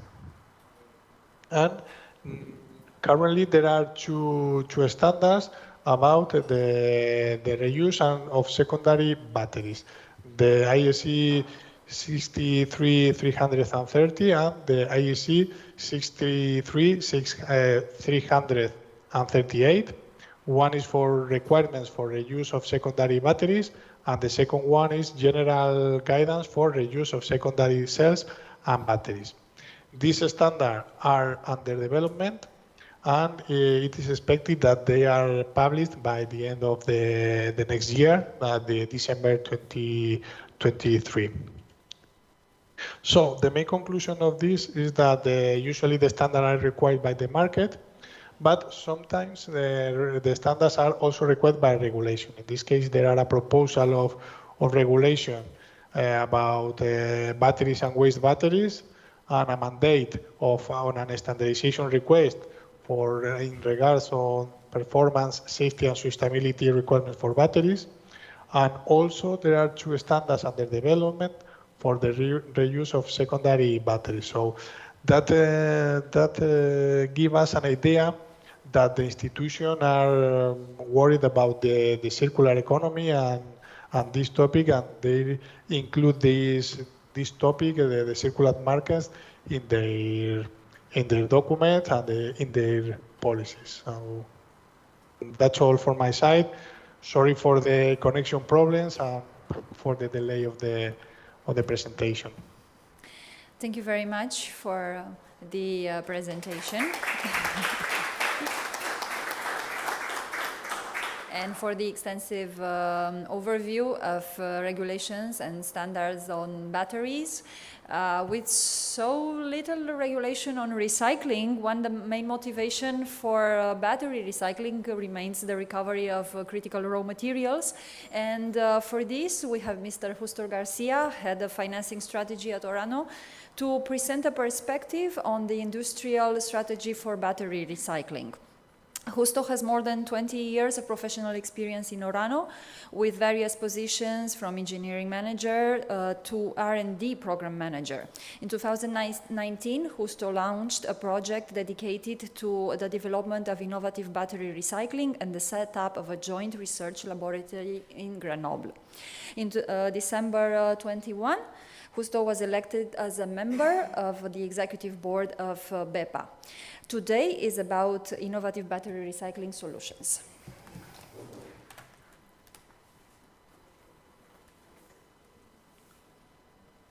Okay, so thank you very much for the introduction, and so I'm very glad to attend this workshop and to share with you the battery recycling solution that has been developed by Orano. Okay, so I will. So here it's the agenda of the presentation. So some word about the context. So we'll present the disruptive process for the battery recycling that has been developed, and also our industrial strategy for the electric vehicle battery recycling. And so some word about to conclude the presentation. Okay, so the context. I expect that so you are aware of that there are strong growth in Europe and in terms of battery production capacity. And so today we have about it's expected to have more than 500 gigawatt by the end of 2028, and more than 1,000 gigawatt will be expected to be later. So this big amount, okay. And here it's also the figure that's the installed battery production capacity in Europe could reach that more than 1,000 gigawatt. Okay, and so here, so this map illustrates that all the Europe is planning to install and develop the battery capacities. But also, we need also to have in mind that after the use of the battery, we have to prepare so the end of life of the battery and so to recycle. And even in parallel with the installation and the erection of the gigafactory, some players are positioning themselves to be also recycling in Europe.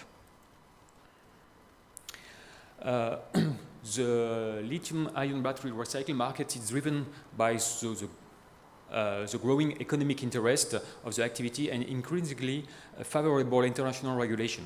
So we have the growing of the demand for the lithium batteries. Also the growth is the price of the metals that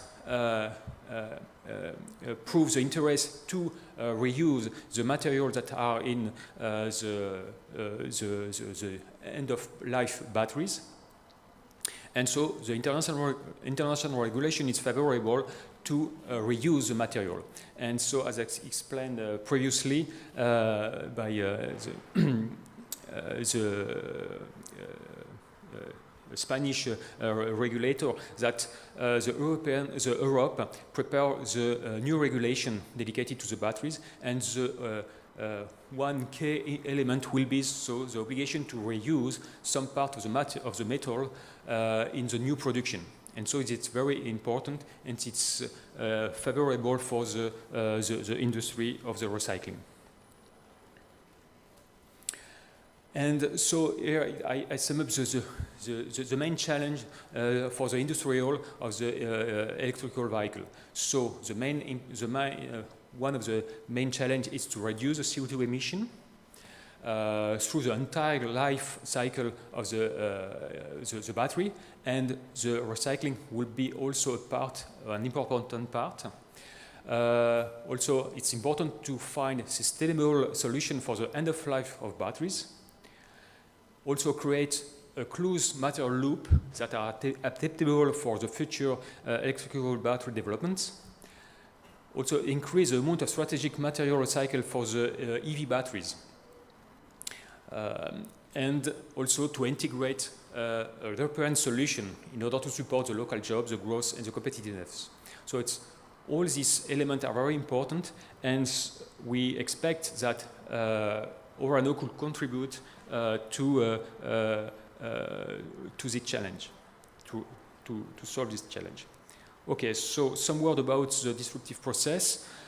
I will start with a very short presentation of Orano. Orano activities are currently focused on the nuclear energy. And so that it could be strange that we are here to propose a new solution to the recycling. But so Orano is striving to expand in low carbon economy and the recycling of strategic material for the energy transition. It makes sense because from the beginning, Orano are in the circular economy, because Orano is involved in the mining to extract the uranium, but also to transform the uranium to conversion, enrich the uranium, and also it's involved in the recycling. So Orano recycle all the nuclear fuel in France, but also some fuel from Europe. And so with this recycling, so we retrieve uranium and plutonium, and we could manufacture new assemblies that are currently in operation in reactors. So we close the loop in nuclear. Based on the competencies that Orano has in mining, but also in conversion arrangement, also in the recycling, the decommissioning, also the engineering, Orano has the competencies to develop and to provide and to propose a new solution for the recycling of the batteries. So, but Orano has decided also to launch a strategic partnership with the CA and the branch, the Lytton, that is devoted to the new energy and the recycling. So we join the expertise from Orano with the expertise of CA in order to propose a disruptive process for the battery recycling. No pyrometallurgy in the whole process. That process could be applied to all type of chemistry and type of modules. The objective is to have a high purity of recycled material that could be reusable for the EV battery cycle, And all this process include innovation and patents. Orano decided to invest in this new activity but would like to propose a disruptive solution, because the current solution, mainly 90% of the recycling of the battery, it's based on pyrometallurgy. And so we consider it's not the best solution, and so we want to propose something very disruptive and in order to propose something interesting for the industry. Okay, so some word about the process. So Orano should be integrated in the closed loop of the lithium-ion battery by developing an efficient and cost-effective recycling process. So it's a classical presentation of the recycling. So we start from the dismantling. So we need to collect the batteries and to dismantle the battery, because a battery, it's around 300 or 400 kilograms of metals, and inside there are some modules. So we need to dismantle and to retrieve the module. And the second step of the process is the desactivation at the module level. So the self-desactivation is the key of the process. It's very disruptive, so we deactivate it in an inert environment. I could not disclose information about that, but after this operation, we could access safely of all the elements that it's part of the batteries, of the modules. And the advantage of our process is that we don't modify the different elements. There are no chemical transformation, no degradation of the different materials. And that's the advantage of that. We could valorize better all the different elements. After we can have some operation to separate the to cut and to crush the element in order to have to access at the optimized size in order to continue the process, that in order to separate the different elements. And so we have the first element that we could separate is the graphite. That is very interesting thing, that it's a very differentiator to the other process, because in the other process we lost the graphite, or we have the graphite during some part of the graphite, you have to manage it at the hydrometallurgical step. So we separate the graphite. After we can retrieve the electrolyte, we can separate the different plastic, steel, or casing of the module, and so we have at the end not a black mass, that it's a common word that it's used for the competitor process. We have a clean active mass, and so this element it's mainly composed of the main elements that we want to valorize: the cobalt, the nickel, lithium, and manganese. And this active mass will be processed in the at the step metal separation. It's the hydrometallurgical process. And so we use classical extraction system, solvent extraction system, and so on. So we retrieve the metal salts, cobalt, nickel, lithium, and manganese.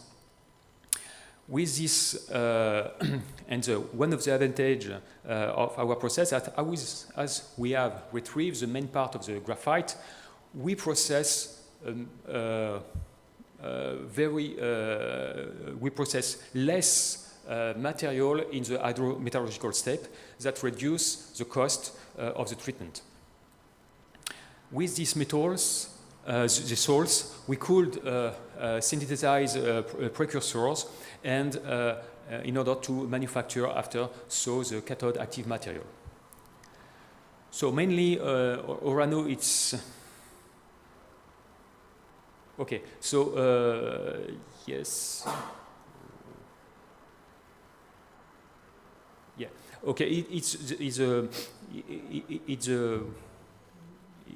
it's a presentation of the process, of the pretreatment process and the hydrometallurgical process. It's exactly what I explained you previously. Here it's only to indicate what are the key parameter indicator of our project, of our process. So we indicate the strategic research agenda parameters that are being defined by the European Commission, and so our objective, and so that we achieve at the micropilot level, and the pilot, I'll explain that. So we achieve totally the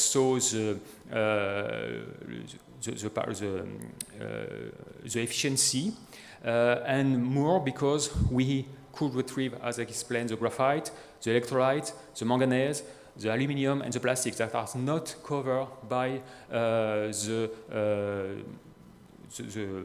not the regulation, but what it's currently indicate in the SARA targets.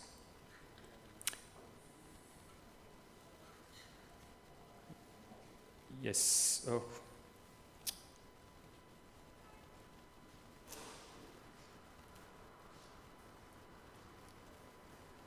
Sorry.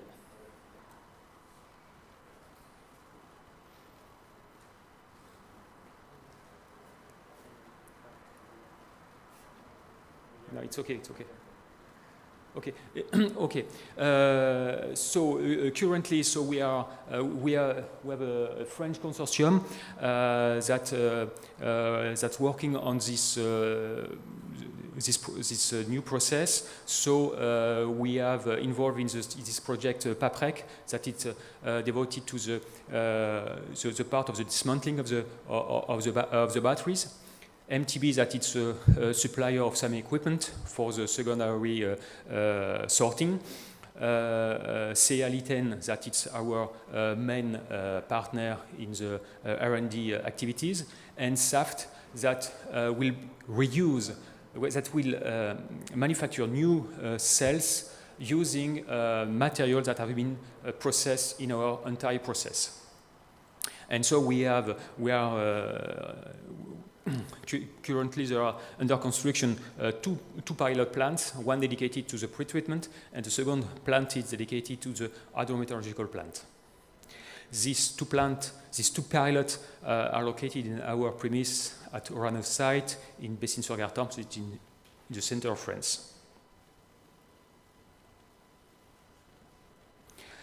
Okay, here I want to underline that our project is supported by at national level and regional level in France.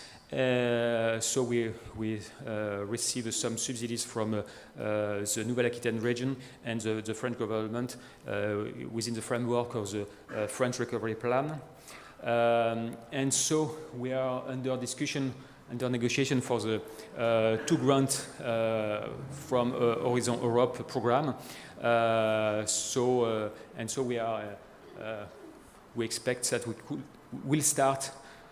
One project has been started, but officially we have not signed, so that's why I could not disclose some information. And the second one will be will be signed also in the next days or weeks, and we expect that it will start in the next months. Okay, so what is the strategy of Orano? So Orano is on the track to enter in the electrical vehicle battery recycling sector by 2025. So we start from, as you see at this moment. So we are manufacturing two pilot plants, and that plant will be operated in the next weeks and months. So we expect at the end they could operate, and so we could pilot in order to validate the performance of our system, of our process, and we expect to start the construction of the new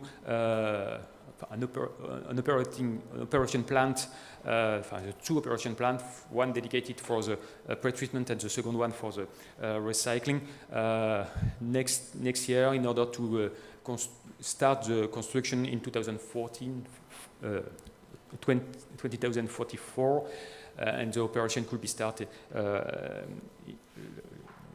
in 2025.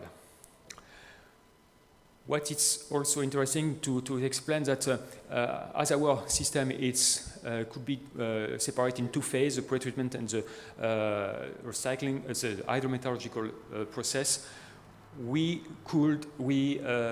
have in mind to have a decentralized implementation of the pretreatment in order to have several pretreatment units that will be feed one hydrometallurgical plant. And the advantage of this decentralized implementation that will reduce the transport cost between the pretreatment and the collect center to the hydrometallurgical plant.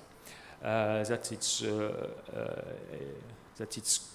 would be interesting. Yes. So conclusion.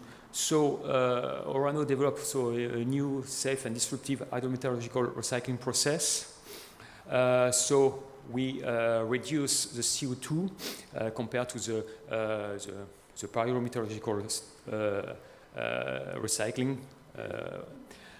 We have a safe pretreatment step that deactivate fully the EV batteries. The process is applicable for all type of batteries, type and chemistries, and so we could have high priority output that allow to close to allow a closed loop solution in the battery cycle, compliant with the forthcoming European regulation. And so we have an industrial project developed at the European scale, and so the process fully operational by 2025. That includes decentralized pretreatment facility allowing deactivation, dismantling, and material concentration, further reducing environmental impact and cost by simplifying transportation to a central hydrometallurgical plant. And that's all for me. Thanks.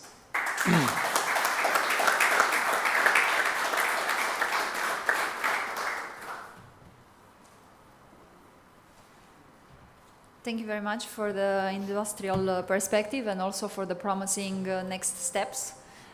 We look forward for the results or for the evolution of these new projects and activities. And we'll go for the next presentation, where Dr. Benjamin Wilson will introduce us a best practice example of a circular economy ecosystem of lithium-ion batteries, metals. And Dr. Benjamin Wilson is currently the staff scientist of raw materials, metallurgy and electrochemistry at the School of Chemical Engineering of Aalto University in Finland. He has over 20 years of experience from across Europe in materials, sustainability and circular economy of metals, with an emphasis on battery recycling methodologies. Today he will introduce the BAT Circle 2.0 project and the Finland-based circular ecosystem of battery metals, and we have also some information materials in the back of the room, so please, if you are interested, you can grab one on the way out. Thank you. You have the floor. So, good afternoon, everyone. Thank you for the kind introduction and the kind invitation to come here and meet you all in person. It's been a while for a lot of us, I know. So it's good to see so many faces are still here, and the last one that's holding you up before lunch, so I'll try and keep this short and sweet. So as was introduced, I'll be talking today about BAT Circle 2.0. It's a Finland-based ecosystem of battery metals. So what does that mean? Well, why Finland? Well, as you can see here from what's on the screen, in fact, Finland is well blessed with all the aspects related to battery materials and batteries. Has one of the largest lithium deposits within the European Union. It's also rich in primary raw materials, that we not just the obvious ones, where we're thinking lithium, cobalt, nickel, but we also have copper, silver, gold, and a lot of other mineral wealth as well. In fact, we also have some significant natural graphite deposits which have recently been identified, and steps have been taken to exploit this, such that Europe can have a source of graphite which is sustainable and comes from a good source. It's interestingly, in fact, as well, that despite our small size, 10% of all global cobalt is refined in Finland, and about 4% of nickel is also refined there. So it is, quite a major player when it comes to the metals. We have the industrial players, Nornickel, Fribourg Cobalt, Boliden, so you name it. These are all essential parts of the value chain related to batteries. We also have world-class minerals processing and metallurgical know-how. Many of you have maybe heard of Outokumpu, Autotech Technologies. They're very much based in this. And Finland as a whole has a low carbon dioxide electricity production. 80% of it comes from nuclear, wind, solar, hydro. So thankfully, when Mr. Putin turned off the electricity from Russia, it didn't affect us too much. So what is the BAT Circle 2.0? Well, it's a consortium. It's a joint industry academia project. It's running this time from 21 to 24, so we're just kind of getting into the second phase here. It's coordinated by ourselves at Aalto University, but it does involve other research partners. So we have GTK, that is the Geological Survey of Finland. We have the University of Oulu, VTT, it's the Research Centre of Finland, so it's dedicated to taking things from the lab scale to more industrial. Lappeenranta University, University of Eastern Finland. So these are the people who form the core of the academic staff, but it's also, it involves industry, and you can see here there's, how should I say, a lot of 15 companies involved here that cover the whole spectrum. So we have the Akusa, who are looking at the crushing and creation of the black mass. We have Graphene Tech, so looking at how should I say, how do we get the raw materials, along with Finnish Metals Group and Terrafemma. Then we have like the users, Broadbit, Fortum, Calibre also there is making lithium. And we're trying to cover the whole thing from raw materials through the formation of precursor materials into the batteries, into the use, and then the part that I'm most interested in myself is the recycling. Within this, we have open research, and we also have confidential R&D research between the different companies. So the idea behind the BAT Circle in its first iteration was to try and create this ecosystem to get companies from different parts of the value chain talking to each other, because they have a lot in common. Even if they're not so related directly, they're still part of the same chain. So what are our goals? Well, they're quite straightforward. Improving the manufacturing process of the mining industry. Can we make the mining more sustainable? Can we make it more, get a better return on our minerals? Can we get as much of the valuable materials out and reduce the waste? Also helping boost the metals and battery chemicals industries in Finland. Increase the recycling of lithium-ion batteries. So we heard quite a lot from Justo related to that. But also, as I say, strengthen this cooperation between research and industry, as trying to cross this sort of this valley or desert where we do the research and then it takes a long time or never actually gets into practical application. So by getting everyone around, all the stakeholders together in the same place, we can try and get these things working from the start and not coming from the lab with a beaker-sized thing and saying, can we do this on an industrial scale? No, let's get the people in from the start. We also have an advisory board, so it's part of an extended network which is within Finland but also multinational, and they advise us or can take information from our BAT Circle related to their interests. So I'll talk a little bit about the open research, how it is. I mean, we follow the circle of the circular economy as it relates to batteries, but here we just put them in a linear form so it's easier to see. So we have different work packages. First one is about batteries, minerals exploitation, and responsible mining. We've been having sort of discussions over lunch and over coffee and things. Europe has resources, but many countries will not promote mining. Yeah? So one way to do that in Finland, actually Finland's quite pro-mining, but it takes 10, 15 years to open a new mine and get it in production. So part of that is to take our partners who are involved in mining and try to demonstrate, along with the geologists, how we're doing the minerals exploitation, how we can do it in a responsible, reassure people, reassure citizens that it can be done with the least impact on the environment. Enhancing the battery recycling, so we're looking at both how recycling is done now, taking black mass, but also looking at future battery chemistries, which we're also involved in creating, and how can we have the recycling process already in place before the batteries actually come to the end of life in 15, 20 years' time. So part of that is looking at advanced minerals and metals processing. How can we create the materials that are going to be used in the new state-of-the-art battery materials? And finally, we're looking at circular battery value systems. So what are the business things behind this? We can't do these things in isolation. You can have the best recycling system you want, but if it's not economic, people are not going to adopt it. So how do we look at those things? Of course, we always have a work package dedicated to project management, but also because we have been highlighted by the European Union as a good example of ecosystems which could be rolled out across Europe on a regional basis or a national basis, or even further than that. We are heavily involved in Batteries Europe, leading the discussions, feeding our information and giving feedback. So just to give you a couple of examples of the things we're involved in.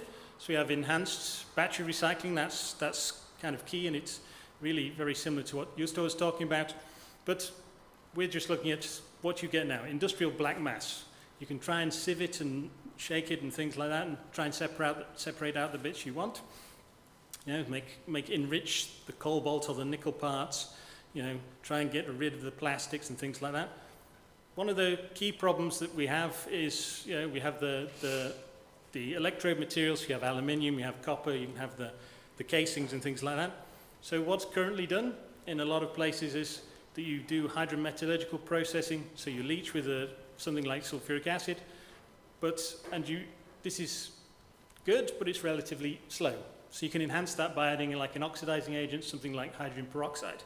This is quite typical to be used, and it's one of the most common and more environmentally friendly oxidants that you can use. Fortunately, when you do this separation of battery materials, mostly you'll still have copper in there, you'll have aluminium in there, and you'll also have iron in there from the battery casings. So by putting peroxide in there, all these three metals actually react with the peroxide and reduce its oxidating power. So one thing that we've looked at is actually exploiting those metals. They can be used as a sort of oxidating reduction system within the leaching itself. So you don't need the peroxide to start with. You can carry out the leaching using the metals in there that you don't want, so you can exploit those. And then if needs be, you can add peroxide in a second step and then finish the leaching process. Why does this have an advantage? Well, you don't have to spend too much trying to separate out the materials as much as possible. It will tolerate a certain window of this copper and iron and things like that. And also you end up using less peroxide, which itself has quite a huge environmental footprint when you look at its LCA. Other things that we're looking at is actually the minerals and metals processing. So of course we're looking at the flotation, looking at different properties of, things that will help the flotation, so surfactants and things like that. So we're looking at biological-based surfactants, which are much greener. But the case that you can see here on the screen is that you can take battery waste, the black mass, and you can actually take slag from metal processing, which is also a waste product, which needs to be dealt with. And by mixing those together and carrying out some flotation on grinding and various steps, you can actually get the metals out of the slag and out of the battery waste. So you're killing two birds with one stone. And then that can be just copper slag. It can also be slag from nickel processing. So, you are taking two wastes, mixing them together and reducing their environmental impact in terms of their metal content, which can sometimes be an issue, and also getting materials that can be fed back into the battery chain. When we're thinking about state-of-the-art battery materials processing, we have a lot of colleagues looking at brand new chemistries, low cobalt, cobalt-free, things like that. They've also, some of my colleagues have come up with a system where they can actually remove the electrodes from batteries, relithiate them and put them back again. So you don't even have to go through the whole manufacturing process. You just, treat the electrodes and place them back in the batteries themselves. But one aspect that many people don't realize with battery materials processing, it produces a lot of sodium sulfate as a byproduct. And you say to yourself, oh, sodium sulfate, I've used it in the lab, we probably have some in the kitchen. It's not too dangerous for the environment. The fact is, when you've got thousands and thousands of litres of it, it is a problem. You can't just dump it in the sea. You can't just, especially in the Baltic, it would cause too many issues, too much over-salinization, and it's not good for the environment. So because we have this network of companies, we found that this byproduct can actually be fed to the steel industry and used to pickle steel to remove the oxide layer after production. So we're taking the waste from battery material process, giving it to the steel industry, and actually, as you can see here, using the electrochemical pickling process that they typically do with hydrochloric acid, in most cases, you can actually remove the oxide layer really well as well. So once again, we're taking a waste, which otherwise would have to be dealt with very expensively. It can be sold to the steel industry and used. So, promoting circular economy and more sustainable outcomes. One of the other things that we've been looking at is taking statistical entropy analysis and applying that to the resources within the circular economy related to batteries. So what do we mean by this is, well, this has been, system has been very much used in resource management for a number of years, but it's very rarely applied in the circular economy as yet. So the idea being is that as you're moving from the metal through the circular economy or through the circular process, you're becoming more and more dilute. So what you need to do is then, okay, how do I then, in the case of batteries, once I've crushed them, how can I get it back to a more enriched material that I want to look at? You can statistically, entropically analyze this such that you can say, okay, if I sieve at this level or I crush at this level, it will produce a more rich system than it would if I did it in another way. So it's actually looking at, how to say, producing the best resources from a statistical entropical space, and also taking into consideration that everything will go to entropy in the end. So at what point is there too much energy required to take the materials out that then you have to just say it's almost waste or needs an alternative use. So there's a lot of publications. I won't go into them today. They're just there for reference for you in the past, in the future, sorry. So we have Batteries Europe. So we are in BAT Circle involved in work group 2, which is raw materials and recycling. As you can see, there's 6 work groups. So new emerging battery technologies, advanced materials, manufacturing cell design, application integration module, application of integration and stationary batteries. So, we in Finland are really driving and have been asked by the European Union to drive the Batteries Europe in terms of raw materials and recycling. Part of that, we do these regular roadmaps. The links are here for you.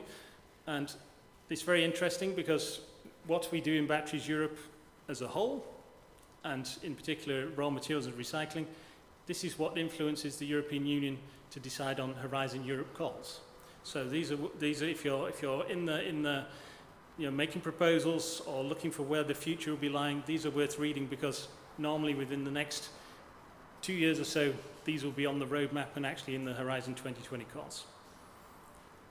So, because this is the last presentation and thinking about the discussions that are going to carry on after this in the afternoon for those of you who are going to be there. So, through our work in BAT Circle, we've identified some research and innovation priorities which are listed here. A lot of them have been highlighted by other presenters through the course of this 2 days, but it's worth writing them down here so you can have them as a ready reference. So we need to harmonize the raw material resources. There's no standard method at the minute different geology surveys do it in different ways. So actually Europe, we know we have an issue with critical raw materials. Well, in fact, all materials are critical when you start thinking about it. But we need a better estimation of what we actually have so we can approach the problem. Also, how can we trace these materials once they're in the value chain? You know? Okay, the cobalt originally came from Congo. Now it's been recycled a number of times. Does it still have that identity, or is it being greenwashed because it's been recycled? You know, energy recovery, Justo was talking about it. You know, a lot of batteries are still not completely discharged. So why waste that energy? Can we capture it to do something, even if it's just a heat, or do some small powering in the factories where it's been recycled? We need to think about state of health, state of charge of batteries. We need to have a standardized network for that, because at end of life, if it's not the same, people will be trying to compare different things, and it won't make sense. It'll confuse the consumer. It'll confuse even the people in the industry. If we're talking, if we think about imperial units versus metric, people get confused and accidents do happen. So it's best to try and get a standard now while we're talking about it. Of course, we have to improve the recycling processes, but we also have to say, okay, what targets are realistic? Is it weight of battery? Is it amount of material, amount of certain elements, that kind of thing? The big thing as well, of course, is electrification doesn't just mean driving a car, it also means industry. Can we electrify it and reduce its carbon footprint? It's no good having a recycling process that is really good if the carbon footprint of it is so massive that it offsets the life of the battery itself. Also, we need to think of better ways to valorize anode materials from end-of-life batteries. And if we're going a bit beyond that, thinking about the environmental impacts, then we need more data. Life cycle analysis, life cycle inventories, there's some, but we always need more. If you try and do it now, a lot of the data there is not specific for the battery industry or primary and secondary materials or battery chemicals. So we need to be open about the things we're doing and give that data as a sort of first step towards harmonizing and getting a better handle on our environmental footprints. We also have to take the social aspects into consideration. How damaging for the mine is for the environment is one thing, but how about the social impacts of having it? How about the social impacts on people's jobs when we start thinking about replacing the automotive industry? So these things also have social things. Forecasting of LCA, standards for the sourcing of materials, as I said, whether it's outside or within the EU. And the big thing that's talked about as well, of course, is the battery passport. Can we take this data from the mine all the way through its life, back to recycling, second life, so everyone can make a judged decision exactly what the battery means, and can it be used for the grid, or does it already have to be recycled? So I can't do this on my own, of course. So here's some of my colleagues. So Mari Lundström in the center, she is the lead on the BAT Circle as the project leader, but also in the EU BAT Circle, so liaising with Horizon Europe and Batteries Europe. We have 2 project managers, but in Alta we have 6 professors in charge of the parts that we take into consideration, so hydrometallurgy, minerals processing, thermodynamics and modeling, metallurgy, pyrometallurgy as well, electrochemical engineering conversion, but also engineering and geology. So as we say, within our groups we have the full spectrum of the value chain related to batteries. So thank you for your attention. If you have any questions, I will be at lunch, so please feel free to disturb me over a sandwich, and thank you all for being here.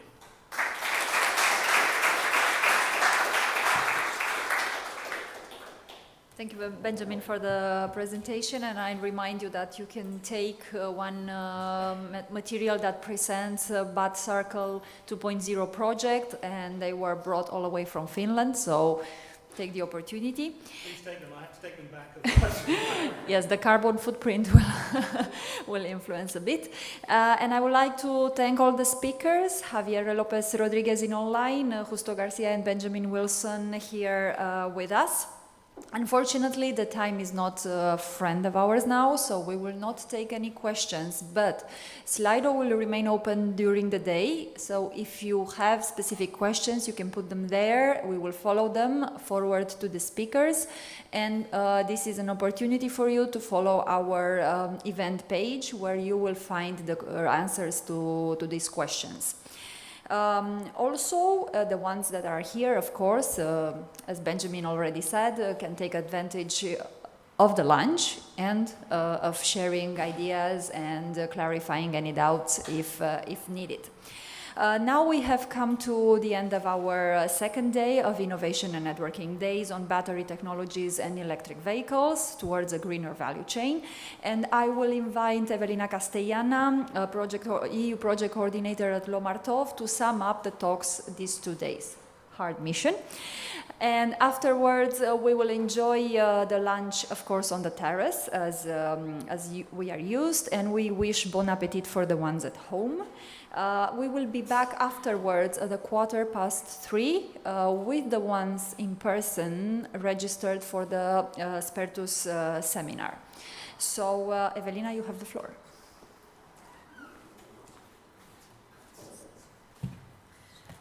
Thank you, Michaela. So, as you announced, we've now reached the end of the Electromobility Technology Workshop, Driving a Greener Value Chain by i-HeCoBatt. So I would like to thank you all on behalf of the project i-HeCoBatt Consortium and all from all LOMARTOV team and our 35 speakers and all the attendees who assisted us during 1.5 days, exchanging knowledge and inspiration about this highly interesting topic. I think these have been very fruitful days. So thanks also to our panelists reflecting the excellence of the European research panorama. We have thoroughly explored the whole value chain of the electric vehicle and its components, given an overview of the challenges, but also the latest innovations in the research and innovation field is providing and implemented when it comes to different aspects. So first of all, the provision of efficient, safe, abundant, and sustainable materials for the next generation batteries. Secondly, the latest research trends in electric vehicle components and also in the infrastructure needed to boost their massification and allowing the implementation of real cases such those seen in different projects that were here with us during these 2 days. And lastly, the most important aspect to ensure the real feasibility of the electric vehicle market, the circularity and the most promising recycling strategy of the raw materials and the main components of electric vehicles. We hope you have enjoyed this presentation and that you will bring this knowledge and ideas to your respective field in order to contribute to the establishment of zero-emission future of our road mobility. So I thank you all once again. We invite you to join us for lunch on the terrace, and we thank all our attendees in YouTube. Unfortunately, the streaming will end up here. So yes, we wish a good rest of the day to our attendees on YouTube. And for those of you who are staying in Spertus, we are meeting at 3:15. Thank you. Thank you very much and enjoy the rest of the day.